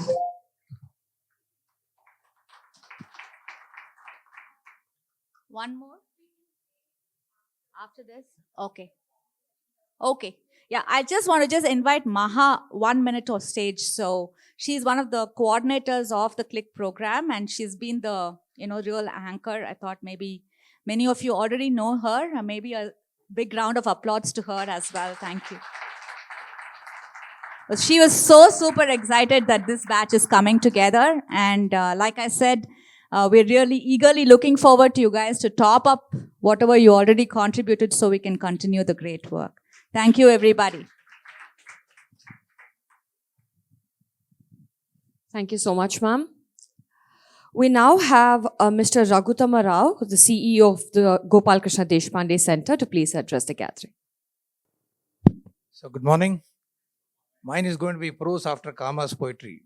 Okay, so I'm just going to create some awareness of this center. This is where you are. This is the Gopala Krishna Deshpande Center. And this was conceived about 10 years back when Desh was invited by the National Science Foundation in the US, a little more than 10 years back, maybe 2012, under President Obama's administration, to create a program for the NSF, which would rejuvenate scientific research getting commercialized to impact. The US, I'm sure many of you are familiar there and probably been there, done there, are there. You would have realized that the US felt that they were losing their innovation quotient as a nation. And so Desh funded this program, Desh and Jayashree funded this program on the lines that they run the Deshpande Center at MIT, which is basically saying, is there hard research which the market doesn't innovate? Even in a place like MIT and Boston, which has a very innovative area, ecosystem, there's a lot of research which is not picked up by the marketplace commercially. So they fund that through grants, and that's been going on for 25 years. So the NSF president, another alum, Subra Suresh, he kind of said, why don't you come and fund this? To cut a long story short, that program called the Innovation Core, or I-Core, has taken off in the US. So what universities like Berkeley, Stanford, CMU, MIT, and a bunch of those do routinely, bringing science to market, right? The next 300 universities are kind of empowered to do that institutionally, not funding specific projects, but as an institutional capability going up. And that's where the seed was, can we do that in India? And therefore, GDC, the Gopala Krishna Deshpande Center, was founded about 7 years back. I'd hung up my corporate boots and I was doing nothing, so I was arrested and brought in here. And that's what happened. So for the last 7 years, we are running this center. And this center has gone beyond IIT Madras. Now we work with 100 colleges across India, all the IITs, new, old, NITs, 100 colleges, right? Our mission is to go to 500, right? Now we work with DST, Department of Science and Technology, Department of Biotechnology, MO, Ministry of Education, everyone. So they have started to fund us. I'm not asking for funding here. We are well funded, right? But I'm asking for something more important. we need mentors who work with deep tech startups, right? At at the embryonic stage, work in the labs.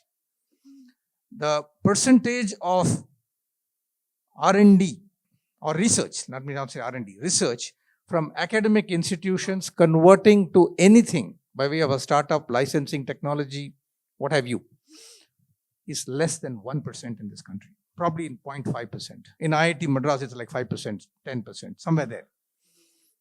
Depending on how you define it, it is between 5 and 15%. So it's very, very low, right? How do we do this? This movement is trying to get that done. There are 10 incubators on campus. We don't want to be the 11th. So we are not an incubator, but we are creators of entrepreneurs who can take science from lab to market. And that's where we need mentors. In fact, we have a mentor onboarding session on Saturday. It was supposed to be here in person, but there's another event here. So we are doing it online. And we will reach out to you through the Alumni Association. Those of you who want to spend an hour, we welcome you to understand what kind of animals we are, what are we trying to do, and how have we made a difference. Very quickly, in the last 7 years, we have worked with 500 startups and counting, right? Of which 200 have gone to market. The failure rate at which we work is 99%. Right? That's 99% of the ideas in the lab don't make it anywhere. Now we are trying to collect evidence to show over 500 odd, and maybe some more evidence is required. I think it's coming down to 50-60%, which means there are these ideas which would not have gone beyond a paper, maybe a patent at best, are now reaching the market. Whether they succeed from there, whether they become unicorns, I think that's a subsequent story. But definitely they are not stillborn. That's really the metaphor I would give. And anyone's contribution here towards that as mentors is more than welcome. Right? We don't need domain expertise. We just need people who have run large companies, been entrepreneurs, bring a lot of common world business sense to young entrepreneurs who see only science, technology, and nothing beyond that. I think you can make a great difference to this. So we have this meet on Saturday. We will reach out to you. On 30th of January, we run our 5th annual symposium. Again, all the stalwarts are there. Desh is there, Chris is there. You have Subra Suresh coming here. You have the DST secretary. You have the NCL director, National Chemical Laboratory from Pune. You have Anand Deshpande from Persistent Systems. So we have a whole bunch of galaxies here. We are debating how do we become a product nation. We only give services. Nothing wrong with that, but how do we go to the next rung?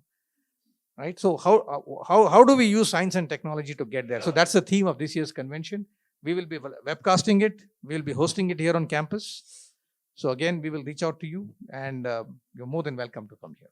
So the whole idea here is how can we reach out to people who are capable, willing, give back to IIT Madras, give back to the ecosystem in your chosen area. Because entrepreneurship is extremely important and we don't have enough of it going around, particularly for deep tech startups. Right? Of the 117 unicorns from India, only 3 are deep tech startups. Of the 140,000 startups that are registered in India, with Startup India and so on, less than 3 to 5,000 are deep tech startups, depending on how you define a deep tech startup. So less than 2%. Right? So until we create Silicon Valleys and Bostons and Cambridge and Raleigh, the Triangle Park and Cambridge and all of that here, lots of things are not going to happen.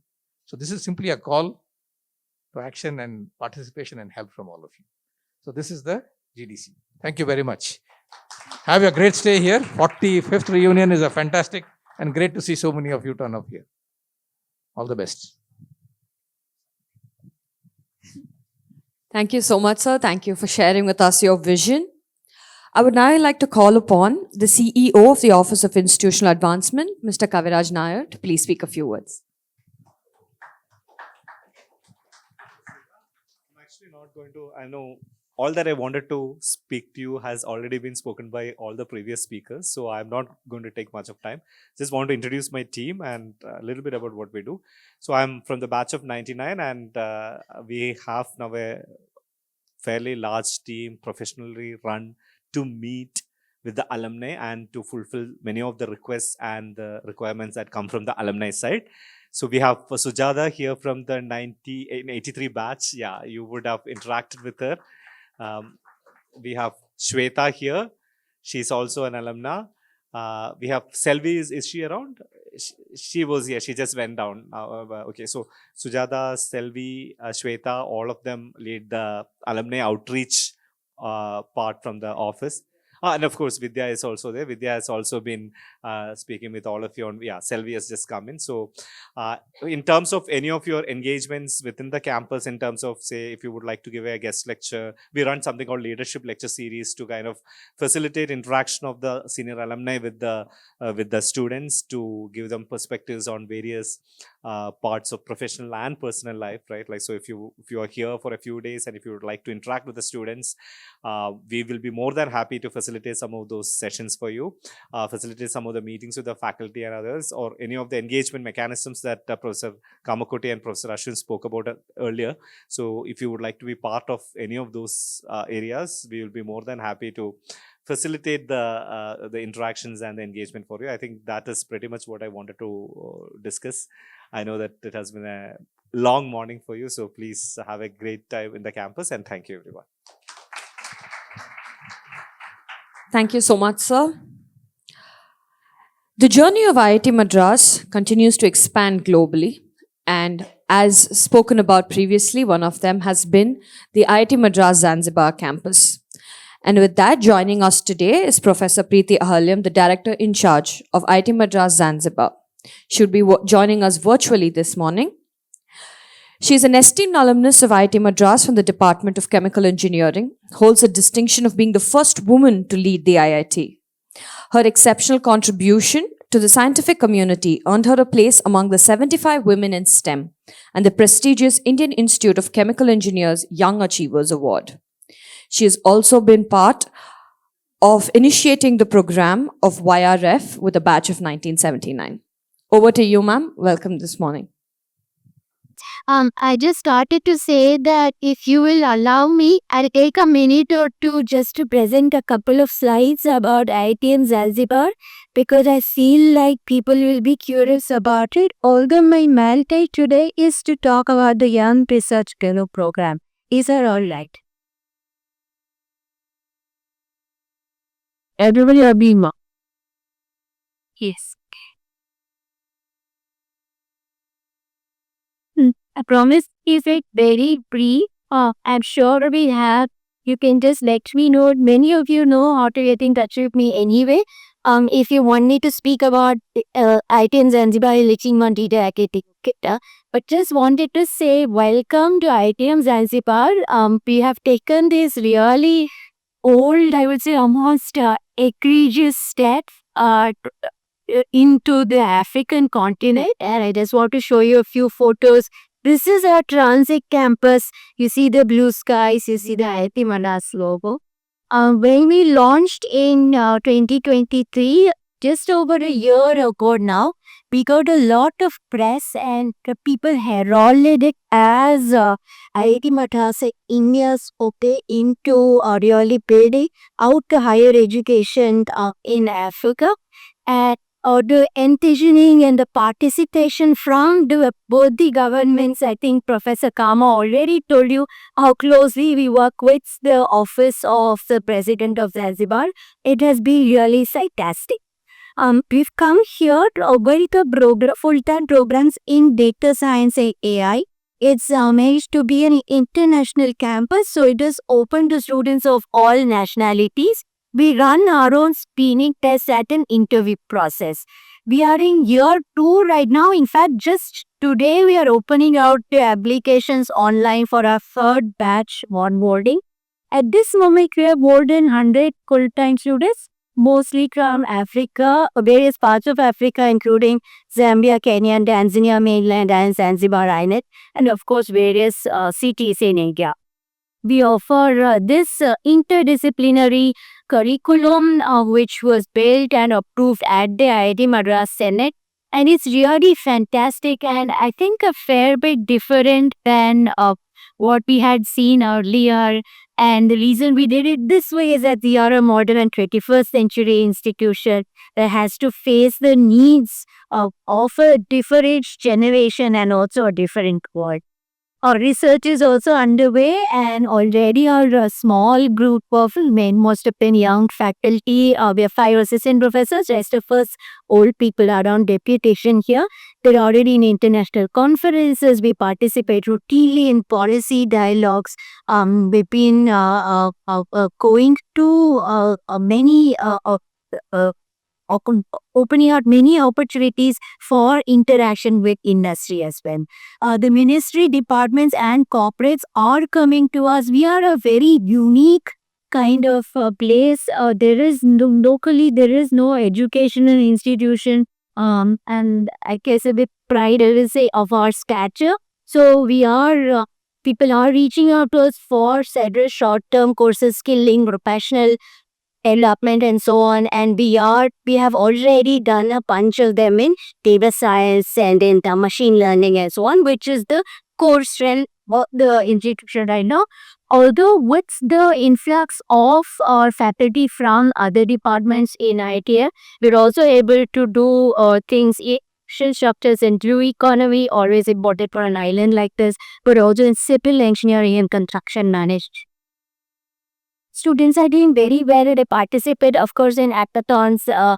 We already have a chapter of the entrepreneurship cell over here, a lot of culture clubs. It's stuff like. I have some photos about some of the activities that we've done recently. We did an industry day, which was a first for East Africa actually. We did it in July 2024. It was phenomenally well received. We had such rich dialogues. We learned so much. They took away so much, and our response has been really very good. They've offered internships to our students already. They're engaging with our faculty. These are including industries like Airtel Africa that have been our scholarship sponsors. Professor Kawa mentioned about it. But even beyond that, we have several local and multinational companies with interest in Africa engaging with us. We've done lots of things for the young population. We did this tower challenge when our civil engineering cross included. Professor Ashwin visited us. It was so good. These are not opportunities that school children in Zanzibar have. Something hands-on like this, something about engineering, something about how you're done by doing, etc. And it was fantastically cut up by young colleagues. It's legendary. We've also done a Discovers an immersive program with a partner where a bunch of high school students came during the break. I keep thinking of it as summer break, but we're in the southern hemisphere, so that would be a winter break during July and August. They lived in our campus masters and learned a little bit about engineering design and stuff like that. We've also done activities in energy, of course, with energy consortium, and that was also, we did it in Thai Salam, which we are very close to, or not in our campus, but that also went very well. Most recently, something I'm most excited about, and considering our mutual interest in the Young Research Fellow program, was so fun, was something that we titled Power of Data, and this was a opportunity for our own students to showcase their ideas at whatever stage of development they were. We did it in the 3-minute talk format. We had over 35 participants. 14 of them were women, by the way, of our students, and we invited our locally in our network, mostly corporates, other educational institutions, etc., to be in the audience, and it was really amazing. And we did mentoring for students to be able to do this presentation was so very, very light.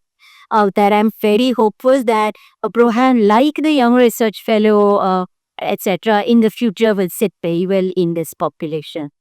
Tomorrow, we are opening out our applications for the third batch. So I've just blown up this webinar poster. I'm happy to share it. If in your networks, you can just put it out there, even on social media. I'd really appreciate it. This is my last slide. Professor Kama mentioned about Raghu, Professor Abhiram Swami, global engagement. He's there, if you recognize him, left corner, and right in the middle green sari is P. Right in front of me is the president of Zanzibar. And to his right is a face that you may recognize as our External Affairs Minister Shri Jaishankar.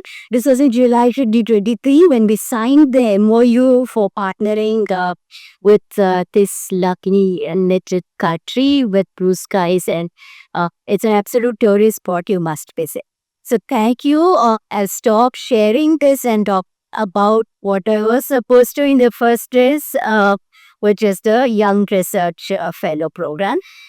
Please ask me about IIM Zanzibar or anything else later on. But at the moment, I don't derail the agenda. Wire program, several of you have been there right from the beginning, and we had that common tree of getting our undergraduate students more interested and invested in the awesome research activities that are going on in the campus.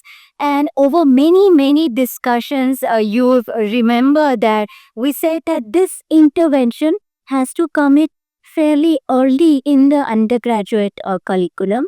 It has to also involve, the program itself has to involve close mentoring so that the students are not, they get the right kind of support to totally explore research activities at depth with passion, with sort of a large scale vision.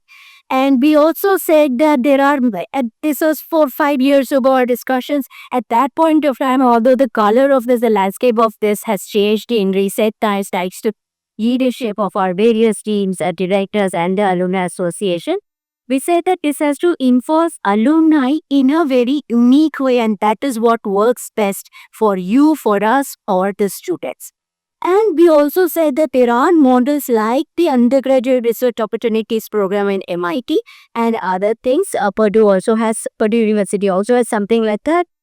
We say as a team that we study there, but this program will be our which captures what we need to do in IIT Madras for the students of IIT Madras, that works best for faculty and you, the alumni of 1979, who are going to, who have co-created, co-conceptualized with us, funded it and held our hand through all the past 4 years of it. And what I would say, of course, you see some numbers. My colleague, Professor Adan Kajala and Miss Sumani, the foundation, the cornerstone of your IRF program, will present this next. But what I have seen in these years is that our engagement industry in this program has deepened. And one more thing we've done through the YRF program is that mentoring and knife poaching has embedded itself into the IIT Madras ethos. Partial credit definitely goes to this program of ours. Always in YRF, the representation of women has been strong, and that it's not happenstance. We know that all of you have very specifically mentioned this as a requirement, something that has been missing in our ecosystem, and how do we address it as intelligent people. I'm happy to see that has remained strong right from the first cohort. And I think the most important mantra for the success of the YRF program has been that we said let's break those department silos and make sure that the program starts and continues to be interdisciplinary in nature. The story I love the most about the YRF, this is an earlier date because obviously in the past year and a half, my time had been splintered and I haven't spent as much in the program, was this computer science undergrad that worked in the chemical engineering department. And he really, can I use IT lingo, cracked the problem out of shape. And my colleagues got an opportunity to present it, and there was even a lot of press for the outcomes of that little project. And this is in 5-6 months, alongside taking 56-60 credits of courses in the computer science department. And I strongly believe that the reason why it was so successful, of course, guy was very good. The student was excellent, and my colleagues really guided him so well. But it was because we said interdisciplinarity will open out venues and certain types of success that is possibly not attainable remain within the silos of departments.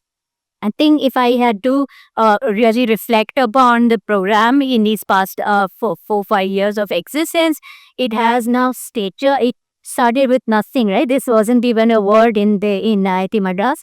Now the Young Research Fellow program has stature. The administration is running smoothly. There's been no breaks or cracks in that. We had lots of discussions within the system, in the Board of Academic Courses, in the Senate, and so on, and with you all, with the core team of YRF 79ers as well. But now it's smooth, and I believe that now we're on the cusp of our next growth phase and evolution. And what I like the most is that it serves as an exemplar of how closely working with alumni in the right way, when we align our visions and plans for us and program, then your contributions and what we can do with that goes way beyond monetary donations. So I want to thank you all. Savitrina, it's been so lovely, not only because we put together this program, but because I believe that right now I'm far away. It's hard to keep up some of these relationships, but it has kicked off so many friendships. So I'm very grateful for that. But as IIT Madras, we are thankful to you for it. For the germ of the idea, all the support, all the handholding through. We started in COVID, so it was quite tumultuous, quite, I would say, almost outrageous what we started. And it looks so good now, and very hopeful that we will grow this together to sustain this activity. And I have promised also that, my own. Right now, I'm not the coordinator, of course, of the program. Professor Aniruddhan and his team are doing a very good job of it. But I will always be part of the YLF team. Although I'm far away now, last thing I want to say is that the ITM Zanzibar undergraduate students, we come to 5th semester in October of this year. And we've already been talking, and I hope that you support bringing the program to the Zanzibar campuses. So that's all. Thank you. Namaste. Happy to answer any questions if possible.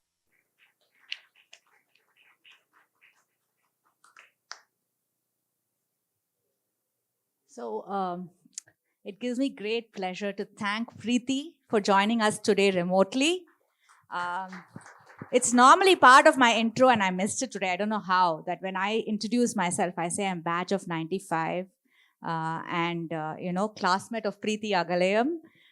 She brings such great pride to all of us. And, I thought as we conclude this program, it's really important for us to acknowledge, Preeti, Ashwin, Kama, that, they've all gone beyond their stated roles. I mean, you might see us as standing here and asking for money. But I just wanted to also state that many of the work that they go is far beyond the stated roles. They have taken challenges that, many of us have done as entrepreneurs in our own ways. But, in a setup like IIT Madras, to see such initiatives, to see some transformation in education that's happening here in our own alma mater, really gives us pride and makes it so much easier for an alumni association of ours to go and reach out to alumni and say, please give back, right? So I think a big round of applause to Professor Kama, Ashwin, and Preeti. Preeti, thank you so much for joining us remotely. Tamala, you embarrass me, but thank you. Thank you, Shamla ma'am. Thank you, Professor Preeti. Thank you so much for being with us here today. And as we highlight more about the Young Research Fellowship, I would like to call upon Professor Anand Kanjarla from the Department of Metallurgy. And he got his PhD from KUL University, Belgium, and he currently leads a laboratory for the mechanics of microstructures. Request you to please join us on stage, sir. Hello, everyone. I'm subbing for Professor Aniruddhan, who is actually in charge of YRF. So I'm here along with my colleague, Professor Hamsa Priya from Biotechnology, and Sumani, who is actually the one who's coordinating the entire YRF program. All right. So I'll quickly go through some snapshots of what YRF is about. There's already Preeti informed you. But the most important thing is this is an initiative. I think this isn't working. No. Did I miss something? No, it's all right. Is it from there? Or? Oh, we can't do it here. Are you doing it or are we doing it? We are only doing it. Okay. Is this the first slide? Yeah. Let's just check if it's working. Okay, fine. All right. So, as was already indicated, this is your initiative along with IIT Madras during the Ruby reunion. What I want to do is quickly emphasize. Let's see if this is okay. So, for those who don't know, this is actually a year-long structured undergrad research program. Okay. This is open for those who are in the 5th semester. So they spend 5th and 6th semesters along with the winter breaks in between doing research with a particular professor that they've identified, where they actually get credits for this research as well, which is something new. Earlier students would do actually research with the professors on their own, but there was no recognition of that research officially. Now they actually get credits for that. Okay, let me just, and one of the important thing is that this is interdisciplinary. Students are not necessarily obligated to do research in the area of departments. So depending on the project, if they like, they go approach the professor and then there's a rigorous screening. And if they're selected, they can do. And in fact, about close to 60% of the students actually do projects outside of their departments. And one of the examples that Preeti mentioned was a computer science student doing research in chemical engineering, right? And the other thing is they actually get honorarium for doing this as part of YRF. They are actually paid a small amount of it. And let me quickly tell you, okay. So there are 3 aspects to this. Click, already you were informed about the importance of Click. And this is actually one of the biggest selling points for students, right? And then they have these weekly sessions. Okay, let me just go back. Okay, yeah. So, because these are really young students who are not exposed to research, but we are telling them they are research fellows. So, we have to introduce to them the world of research. So, we actually conduct sessions over the weekends to tell them how to read papers, how to analyze them, where do you find research, and how to maintain a lab notes, and how to record things, how do you communicate your ideas in form of papers or posters. So, we actually hold their hands so that they can actually do the research in a systematic fashion, right? And then, of course, this is because you have an identified mentor. You have a professor who is guiding you for the entire year, and it's credited.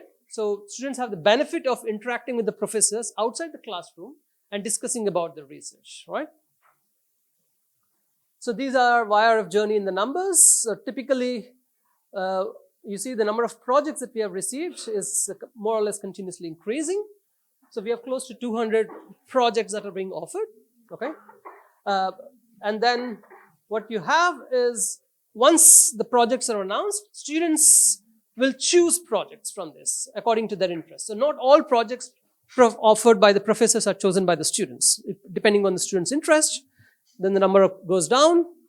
And then we actually shortlist the students for the next round, that's the interviews. So, close to 200 students apply for these projects, and then they have to write in collaboration with the professor who has proposed, in their words, what the project is about and why do they want to be a YRF.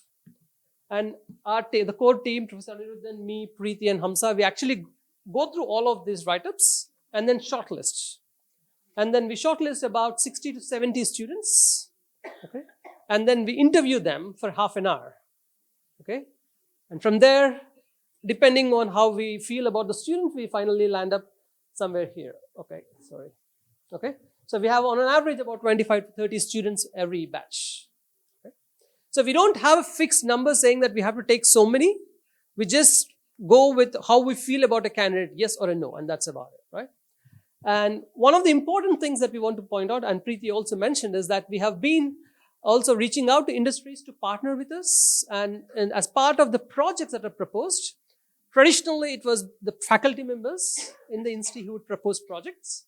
But now industries, particularly these 3 industries, Dr. Reddy's labs, Unilever and Ford, they also actually propose projects. They pay in some amount of money, and then if a student is selected for the project, they interact with the professor and the student for the year-long process. Okay, and this is where we are now trying to actively spread out the word that this is something that industries can contribute to us.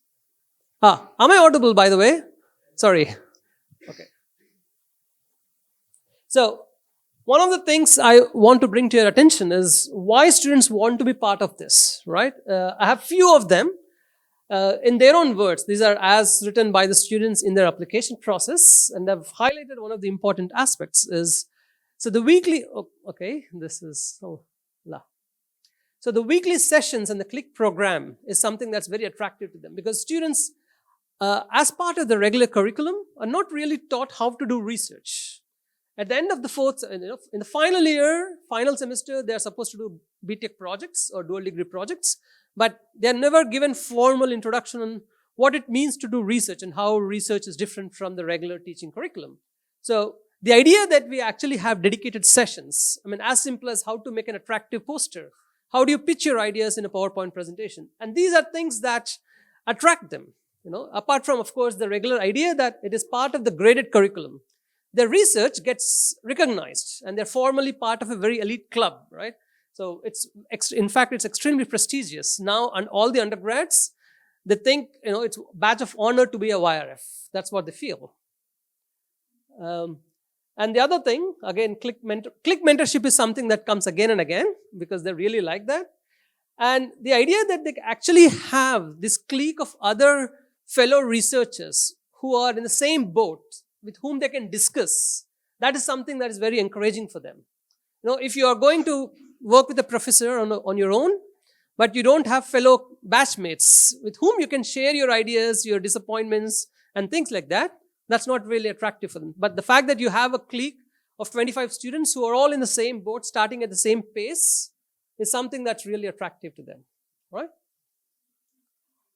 This is a really good example. So this is coming from someone from a fisherman's family who has a first-hand experience about how the pollution affects, And there was a project from Unilever about coming up with sustainable chemicals for the washing. And this is something that he was really excited about. And the fact that, YRF enabled it is something nice. In the process of YRF, we have also evolved where students can come up with their own project statements. We started off with faculty members proposing project statements, partnering with industries, and then students can come up with their own ideas. And once they have an idea, they have to find a professor who is willing to mentor them for an entire year. And this is an example that really, left an impression with me. Okay. So this project was from a student who has a personal experience. His mother was deaf, and he was volunteering already with the Hearing Loss Association. So he wanted to work on cochlear implants and improve their ability. And this is something that's really we are proud of. He says that this is the first step towards his idea of setting up implants, hearing implants in India.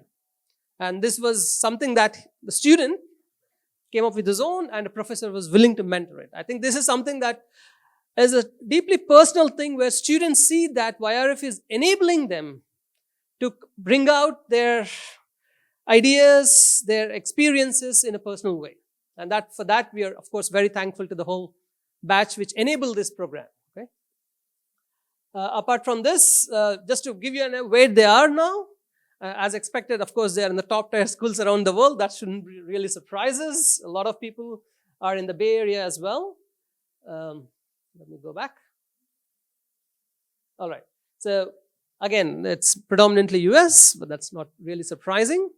About 50% of the YRF alumni are in the academia, and the other 50 are in industry, which is more than the regular undergrad population these days, right? It's very, very few actually go abroad for higher education these days.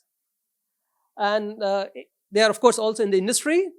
You can see some, non-core sectors, but that's how it is.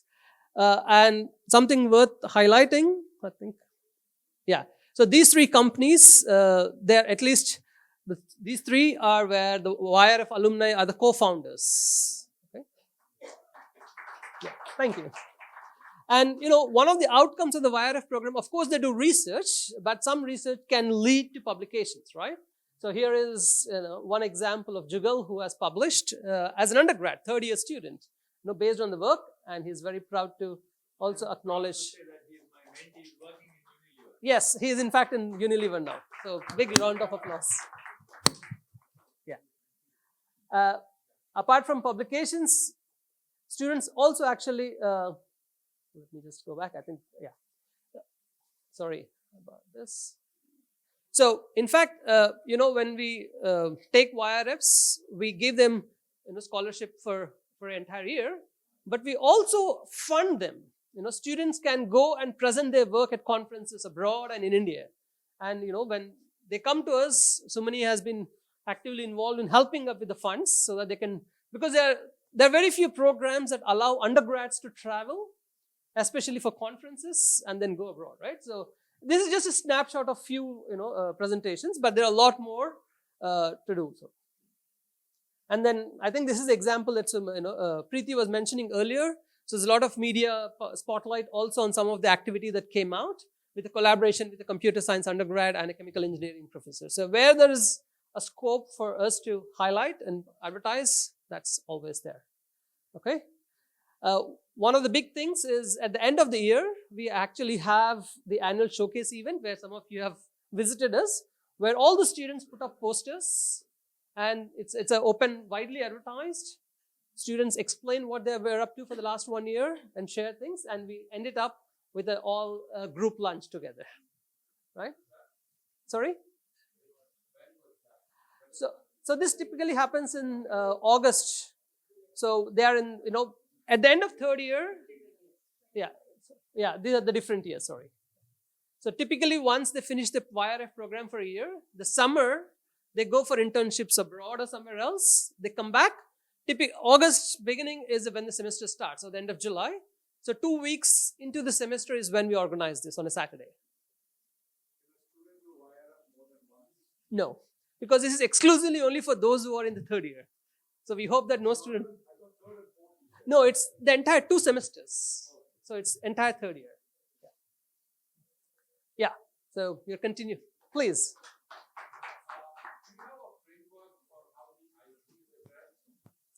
Yes. Especially for the companies that are funding, we actually have a MOU sign. Each company works differently, but the company actually has to sign an MOU along with the IP issue. So only then we go forward.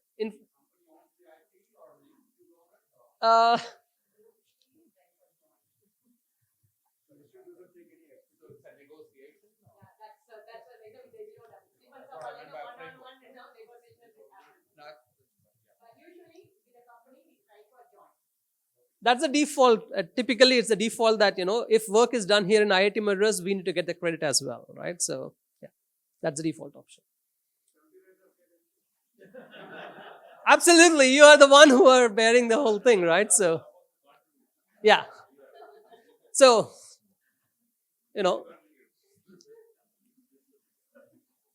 it's been 5 years it started. I think we need to renew the support so that we can continue the program. Yeah. And there are a lot of testimonials from the students, and we have some of the YRFs also here. We are lucky to actually have few because we are actually in the middle of a break, right? But they were still here. So if you want to come in. Anything you want to say, please come forward.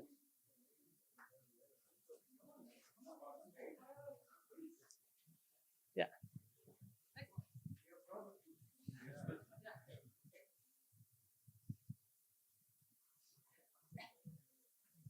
Yeah, thank you for this opportunity. I'm a fifth year student right now on campus. I was part of the YRF 2022 cohort. I had a really great experience because that was the first time I got to learn about what research is actually. I was not aware of it. And this program kind of was like a platform where I got introduced to the research culture, and from then, my career has taken a different path. So I am now into research, and I'm currently doing my master's project, which is also ongoing research with ISRO actually at the point of time I'm speaking. So, I mean, I couldn't thank more to this program and what it has actually kind of changed my career. So, thank you so much for actually believing in the potential that this program can actually bring about to students like us. So, thanks. Excuse me. So I'm a fourth year engineering physics student. So later, I mean, in my second year, I knew that I wanted to pursue, some exotic physics experiments, but I didn't really have the domain knowledge of what I really wanted to do. So what YRF helped me to do was it helped bridge the gap between what I learned in coursework versus what's actually going on in research. So by getting selected for the YRF program, I had this year-long, sort of a very steep learning curve, which made me more confident about grad school applications, which students usually do at the end of 7th semester. So yeah, I think in that way it really helped. I was in a state of a very low knowledge about the domain research, but YRF sort of helped me get up to speed with what's actually going on in the domain, and it also sort of instilled this confidence that I can pursue anything I want just given enough time. Yeah. I'm Sriram, a third year undergraduate. I am part of the current YRF cohort. So I believe this program has really helped me dive into research. So not having enough research experience, this has provided me a good platform to dwell into the field of research. Also, it has taught me that you don't have to be particularly knowledgeable in a field. You can just take up, and then you get the confidence from the guides and the sessions that you can build forward on whatever you've been working on. You don't need a prior experience. It's only been 6 months, but it's been pretty intensive, and I kind of like how it's going. So let's see how it goes. That's all I can tell. Yeah, hello, I am Aditya. I am also a third year undergraduate student, and I am part of the current YRF cohort. And while I was in my third year, before applying for YRF, I had seen a lot of seniors doing research projects under professors, and they had told me how helpful it is in pursuing a career in research or even in the industry. And but I did not know how to approach professors, or which are the professors which would help me start my research journey or get exposure to research. But YRF program provided me with a platform wherein I could actually see the different professors and the different projects that they are keen to hire students in, and I could choose my interest and pursue my project. And as of now, I really like that it's instilling really good values of discipline and continuous efforts in me, and I'm very happy with the progress that's happened right now. And I'm very hopeful of doing well going forward and presenting it in the upcoming YRF showcase. Thank you. Hello everyone. Hello everyone. I am Lakshita Sharma, currently a third year chemical engineering undergraduate. I'm doing a project, YRF project with Unilever. So it's based on decreasing the surfactant concentration in the skin cleansing products. So it's basically leading towards a net zero economy and sustainable. It's on sustainable environment. So I have learned a lot in YRF and the sessions that the professors have conducted. I've gained the confidence, and I've learned a lot from research papers and how the research is actually done. It takes a lot of patience, and sometimes the experiments don't give the accurate results, and sometimes it gives. So I have learned a lot through the process, and in the future, I'm hoping to do well in the project. Thank you.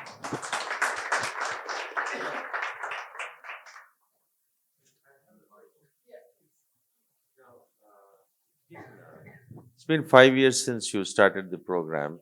Have you started developing a metric in terms of number of papers, patent filed versus patents issued?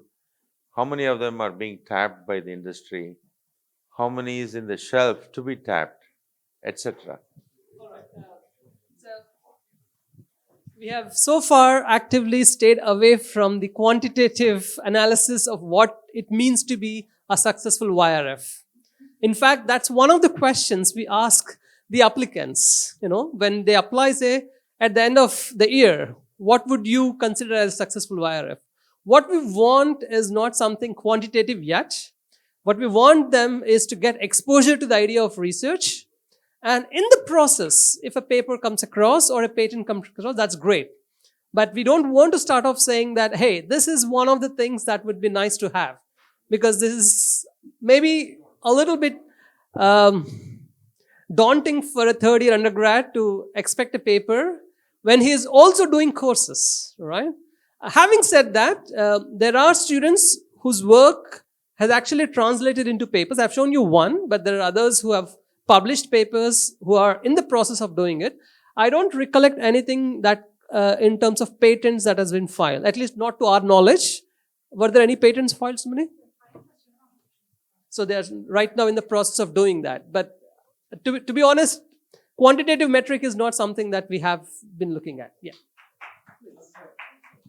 When we did the YRF metrics, some of us sat together, wrote a big list of metrics. And obviously all of us are very good in writing metrics. But as you said correctly, I think one important metrics we had at that time was how many of the students pursue research. That's the only objective. It is not about the quality of research. The inclination to take up research as a career is the only, in our opinion, when we created, that is the only index. And that's what she presented, how many people are going for what kind of, 50% go for academic in the same subject. I think we have done some very good job. I think the important question that we wanted them to answer for themselves is that, do I like research? Yes or no? The second part was, would I be willing to make a career in research despite the monetary benefits of being in a corporate industry? I think these were the two questions. Now, since the 5 of you are standing there, 2 of you have more or less completed, 3 are somewhere in the way. What would your thoughts be on the 2 metrics that we spoke about? There's no right answer. It's your choice. So, because my mentee clearly told me, I'm not cut out for research. I said, good enough. You got the answer. Okay. So this is a question that I've thought about a lot over the past 6 months, because I'm in my 4th year and I have to figure out what I want to do for the next few years. It also instilled some a seed of thought, whether or not do I really want to pursue a PhD. After a PhD, what are the other prospects? Would I want to go into academia or do industrial research?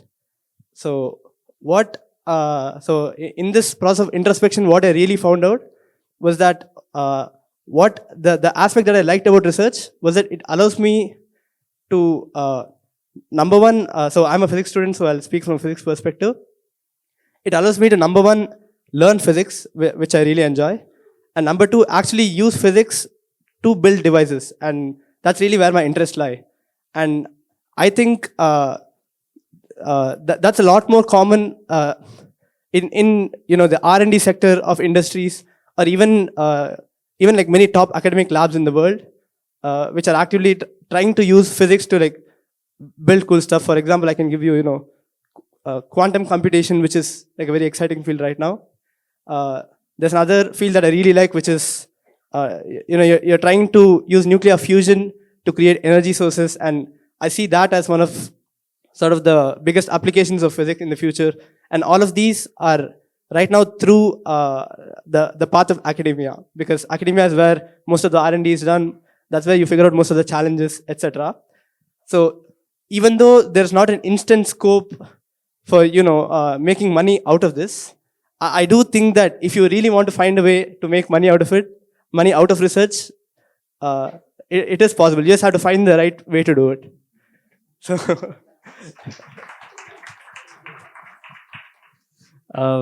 I'm from an aerospace background, so I'm from the perspective of research. I have kind of enjoyed the process and what I've learned, and currently I am divided between either pursuing research through academia or through industry, because there are some aspects that are divided. But I'm still sticking on to research because I know I'm cut out for it, because I I enjoy the fascination of discovery, and I enjoy the fascination of what it can lead to, especially given that my sole interest lies in space technology, and it's going to be a booming sector in the upcoming years. And especially our country is very much invested in it through space agencies. So I see myself either working in some kind of a space R&D company or through academia, which I am not yet decided on right now, but this is what I feel is what my career path will lead to. And as he said, and as reiterating what he said, research does not always, we don't really pursue research out of monetary interest. It's mostly due to the passion of what we find at the end of the journey, actually. So that's what kind of drives me, and I don't really look at monetary benefits. Like there's a saying that you keep pursuing knowledge, money will start following you. So that's what it is. So.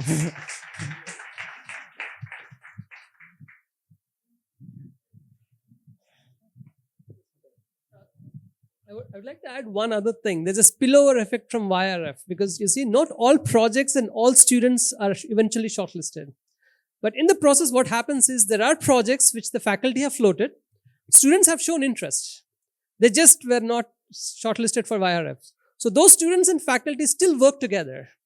Okay, so this now has developed into a wider undergrad research culture. So that's direct consequence of YRF, right? Earlier, there was no way for the students to connect to professors in other departments. But now, because the professors have put up the project, students have shown interest, spent some time writing about it. Now there's actually an active culture of doing research. They know, if I get into YRF, it's great. If not, I can still pursue research. It's just that it's not credited, and they don't have to be, they don't a part of the elite YRF club, but they still do research. So that's another very good side effect of having the YRF. All right? Yes. Is there any feedback faculty gets from the projects that they propose? Get accepted, don't accept it, so the next year they can revise things? So I'll just tell you in detail what happens. When a faculty proposes a topic, it's shared with all the students. Okay?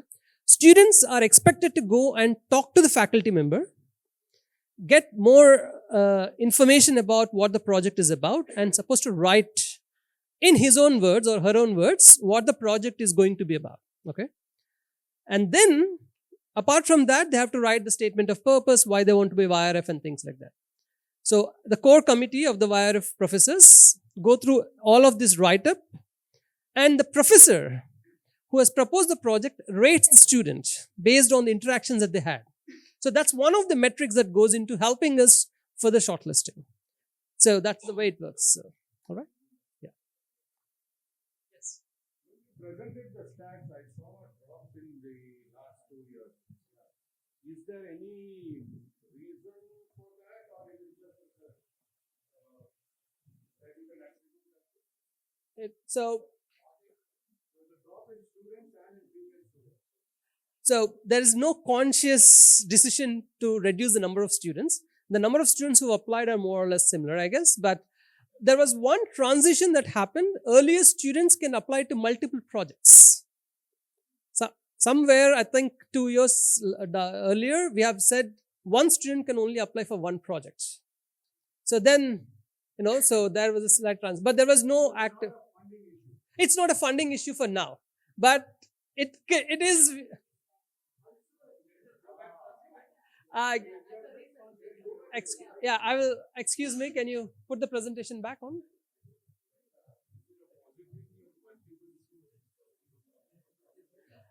As of now, no. Yeah.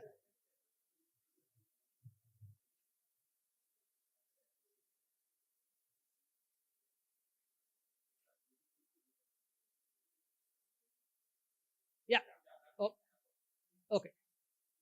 So this is a peak, right? So, but things stabilize. You don't necessarily always go in the same fashion. So what we feel is essentially they're more or less still in the process of stabilization, right? So I would not look at one number as an outlier. This one, yeah.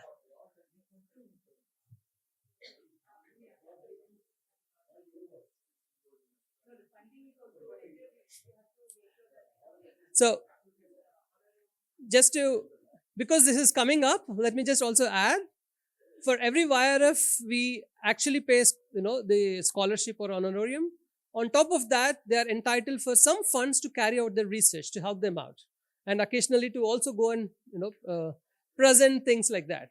So right now, to be honest, we don't want to discuss in front of the students, but they're here. We are, transparency, but we are of course at the short end of the things. We are trying. That's one of the reasons why your generosity is going to help us go further. Yes.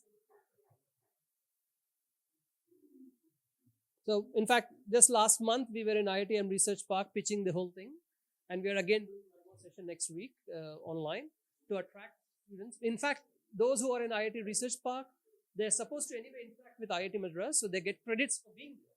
So we are now pursuing. And all of this, we are also reaching out to our traditional industry collaborators with whom we have, because industries need to be convinced that it's worth funding a research for the undergrads. And that's not an easy sell, right?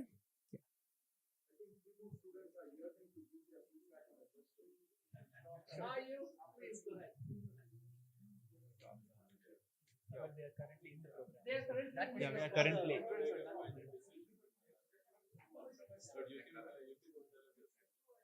So. No. Sorry.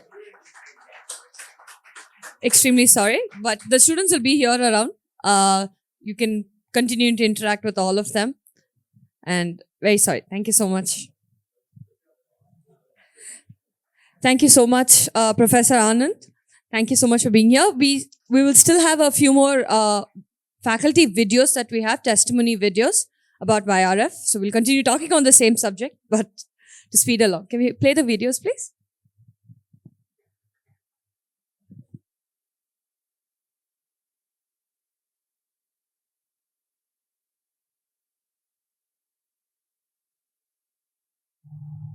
Hi, I just wanted to say a few words about the Young Research Fellowship IRF program. I've been a faculty involved with a faculty mentor involved with the YRF program from the beginning. I've had about 4 YRF fellows who've come to my lab, and they've all been exceptional. So we have a very rigorous screening procedure for these YRFs, and this truly motivates them to do research. And almost all of them have gone on for programs in PhD programs and so on. They're very interested in PhD programs, and some of them have already gotten through, and others are really bright ones looking forward to making it into the top schools anywhere in the world. So the YRF program has been a big boost to research, undergrad research, and this has also spawned a lot of students who don't make it through the YRF program. They are also very interested in the undergrad research, and many of them take up undergrad research projects and so on. So this has contributed extensively to improving the research culture among undergraduates in the campus. So I think this has been like a great contribution of the YRF program, and it'd be really great if there's more funding to keep pushing this YRF program forward, because it definitely is achieving and setting the benchmark for undergrad research at IIT Madras. Thank you.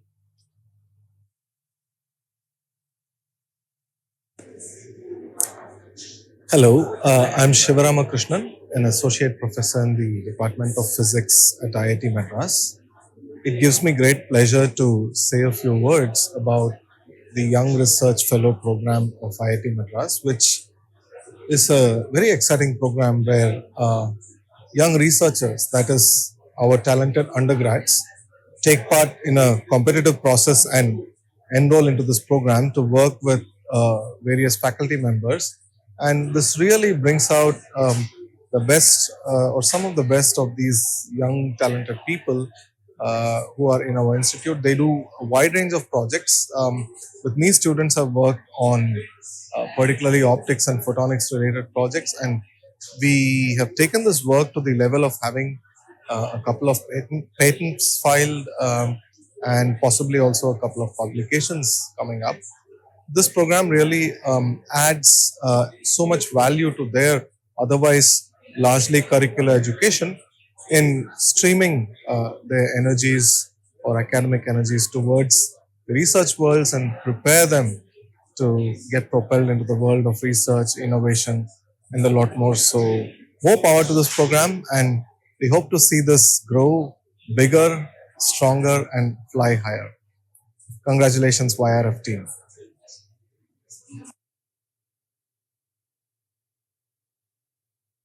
Hello everyone, I'm Grishma Trivikraman, Assistant Professor at the Biotech Department at IIT Madras, and I'm here for this YRF poster presentation, and I see really great lot of interesting work from enthusiastic students, and this is a very great platform for training these undergrad students early on in research, because we are in an era where we need more people in science, and getting them trained early on, it's very important, and YRF is doing a great job in encouraging students to find their footing in research early in their academic journey. And I wish all the best to the coordinators of YRF and also the faculty members who are making this a very successful program. Thank you. Thank you. A huge round of applause to everybody here who representing YRF, the students, the faculties, professors, and especially the batch of 1979. Thank you again to Professor Preeti, who has joined us online. And now to represent the iconic batch sitting here with us today, I would like to call upon Mr. Narendra Nayak from the batch of 1979 to please say a few words.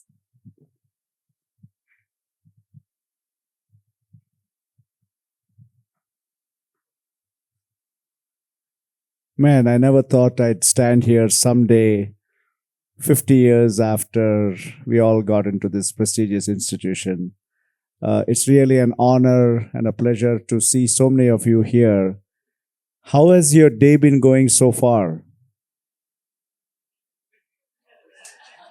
You're hungry? Okay. So that, I'll multiple choices. Okay, so we'll keep it simple here. This is just about, our gratitude to the people who have done this for us. First off, I would like to thank all the spouses who have come here because, I think they're a big part of this event and making sure that mostly the guys are kept happy by being, here with their spouses. So thank you very much to the spouses who joined us today. I'd like to, although he's not here, I think Director Kamakoti is unstoppable in his passion for what he likes to do. So a big round of thank you to him for what he's done in this 2.5 years that he's been almost 3 years, as he was saying, right? 3 years and another 10 days. Of course, Ashwin is also not here, but Ashwin has been a great replacement for Mahesh. He's got a lot of good ideas that he can execute in a 6-year term that he's got. And then we have the team that put this entire event together. There's a lot of work by people whose names are not necessarily out there. And I'd like to thank Nishani and Maha and Rakesh. And there's so many of them that really worked a lot to put all this.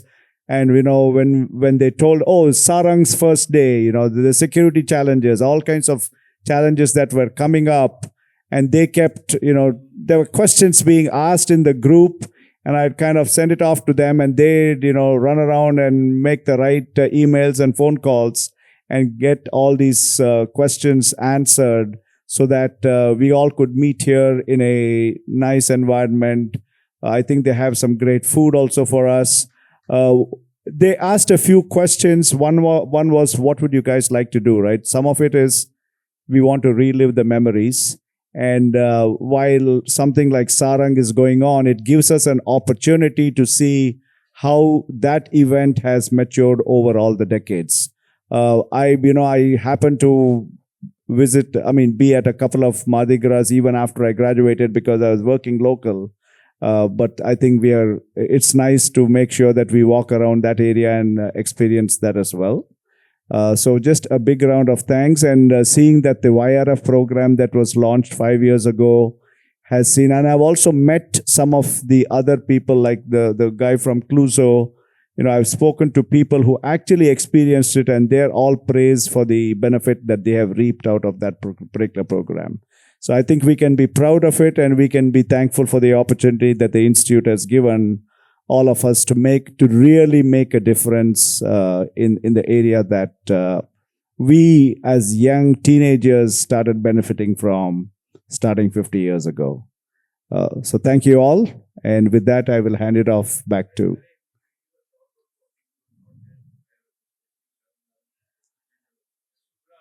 Yeah. So I mean, there are the YRF was a concept that was created by people like Subra, Dravida, and Sharath couldn't be here, and neither could Subra. They were the brainchild, and Sharath did send me a message and say that, hey, I really like to see that the program, both the YRF and the Click programs, continue. And I think we have some ways in which we can do that, whether with funding, mentoring, and everything. So there are definitely ways in which we have to, I think the energy is there. We are seeing the results which we did not know at the start of it, right? It was, this has never been tried before, how successful it's going to be. Yes, yeah, that's true. Yeah. Seeing that and the side effects of it, right? Whether the project is under a YRF umbrella or not, there's still a lot of research that's happening even for the projects that didn't get accepted under the YRF umbrella. So I guess they have some asks that they'll come back with, budgetary and otherwise. Yes, Bappa.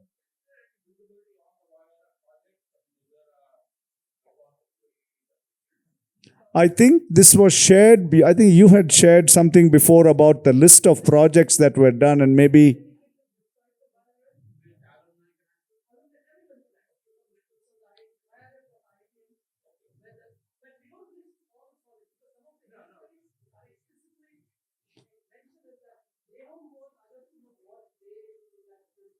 Of course. Yeah. So apart from the industry, the regular funding within the regular projects from the faculty are all listed, right? I would encourage everyone to please visit the YRF website. There's a lot more information that will allow you, okay? And we'll be happy to answer, of course, any questions that you have. Okay. A quick agenda question, because, as you can tell, we are running behind schedule. We have a little time that's buffered in. So I think Nishani is going to come and talk to us about, they shared an agenda yesterday, but I think there's a little bit of tweaking that's happening, and she will update us on that.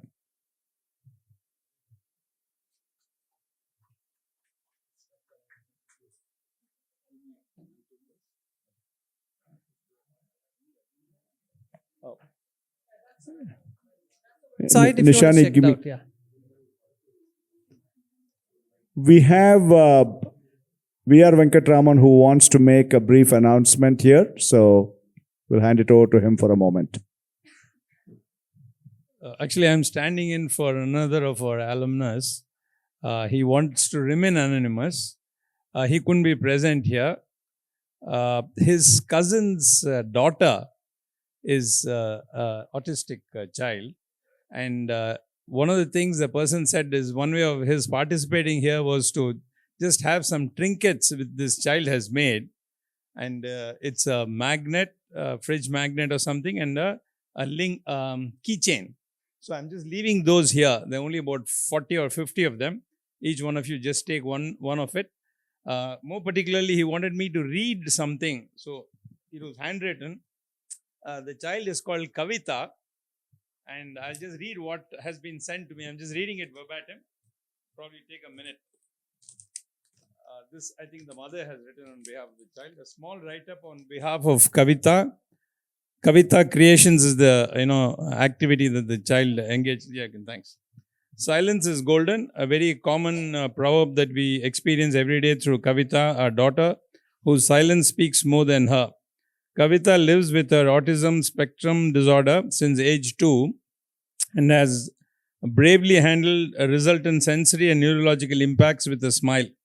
With sustained efforts, patience, hope, and strong beliefs, all her silence has been put into action and artistic creation hand-painted products like coasters, keychains, magnets, bags, pouches, and the list goes on.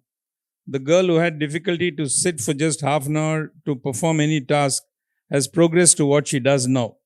We are persuasive and persistent in every possible way to work on her interest and passion, which is what you see in these products. This makes her feel as unique as we are. Her ever-smiling face, even when she goes through pain and agony, will inspire anyone to push the boundaries and work to the maximum potential. We hope it brings you joy and inspires you to push boundaries as it does to us. At this juncture, we thank you for giving this opportunity to bring Kavita's products to this platform. Please follow her on Instagram page, Kavita Creation. So I'll just post the Instagram page in our 79 link. Thanks, everybody. Hi, everyone. I know I'm between you and lunch, but as you all know, we're a little late on our agenda schedule. So the time is right now 12:50. Can we be done by lunch by 1:30? Yeah. So then we can meet down in the lobby between 1:30 and 1:40 for the group photo before you go on and proceed for the campus tour. The bus will be waiting outside for you. My team, Rohan, Rakesh, and Maha, will also be down, kind of coordinating the group photo, after which you will go on the bus. Research Park will be at sharp 4 o'clock, because that's another team that will take over from there to take you for the Research Park tour. The bus is not allowed to go on the bridge, so you will have to have a small walk. But what we have for you is some nice fresh juice before you go on that walk. And then you'll also come back from the Research Park at 5:30. The bus will wait for you at the same point that it has dropped you at. And after that, you have some time before dinner. You can discuss as a group and let us know if you need the bus to take you back to the hotel or what you want to do. But dinner will be at 7 p.m. onwards at Weston. We'll try and use AI to do something about that.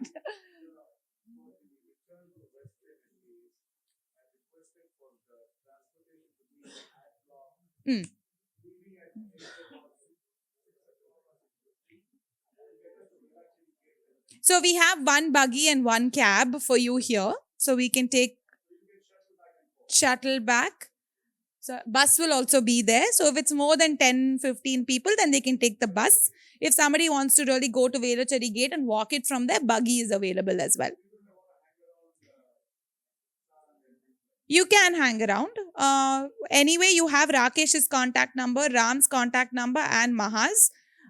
We should all be around campus, just kind of making sure everything is going all right, right? Any other questions? At Mandakini Gate. There's a gate. The tour will start. My bus will drop you at the Research Park Gate, bridge. You have to walk the bridge and there will be a person called Karthik which will be waiting for you at the other side of the bridge. Here, outside this building at 1:45. Any other questions? We're almost done. I'm very sorry. To bring a formal close for today's event, I would like to call upon the Vice President of Alumni Relations, Ms. Sujata, Office of Institutional Advancement, to please present the vote of thanks. I'll keep it really short. I'm from the class of 1983 and I'm part of Professor Ashwin Kaviraj's team, the Alumni and Corporate Relations team. So I'd like to thank Dr. Kama, Dr. Ashwin and Kaviraj for being here today. For all of you for coming with your spouses. It's been a real pleasure to meet you all. I'd like to thank GDC for being kind enough to give us this space. Because of Sarang and Shastra, there are no halls available on campus. And I'd like to thank the YRF team and the students who have come today to talk to you all. I'd like to thank the IIT Ma team, whom our office works with for these reunions. And last but not the least, I'd like to thank our ACR team, led by Vidya, who handles our reunion efforts. Shweta, Aishwarya, who's handled the lunch, and the rest of them, yeah, and the others. Thank you so much. And Thank you so much, ma'am.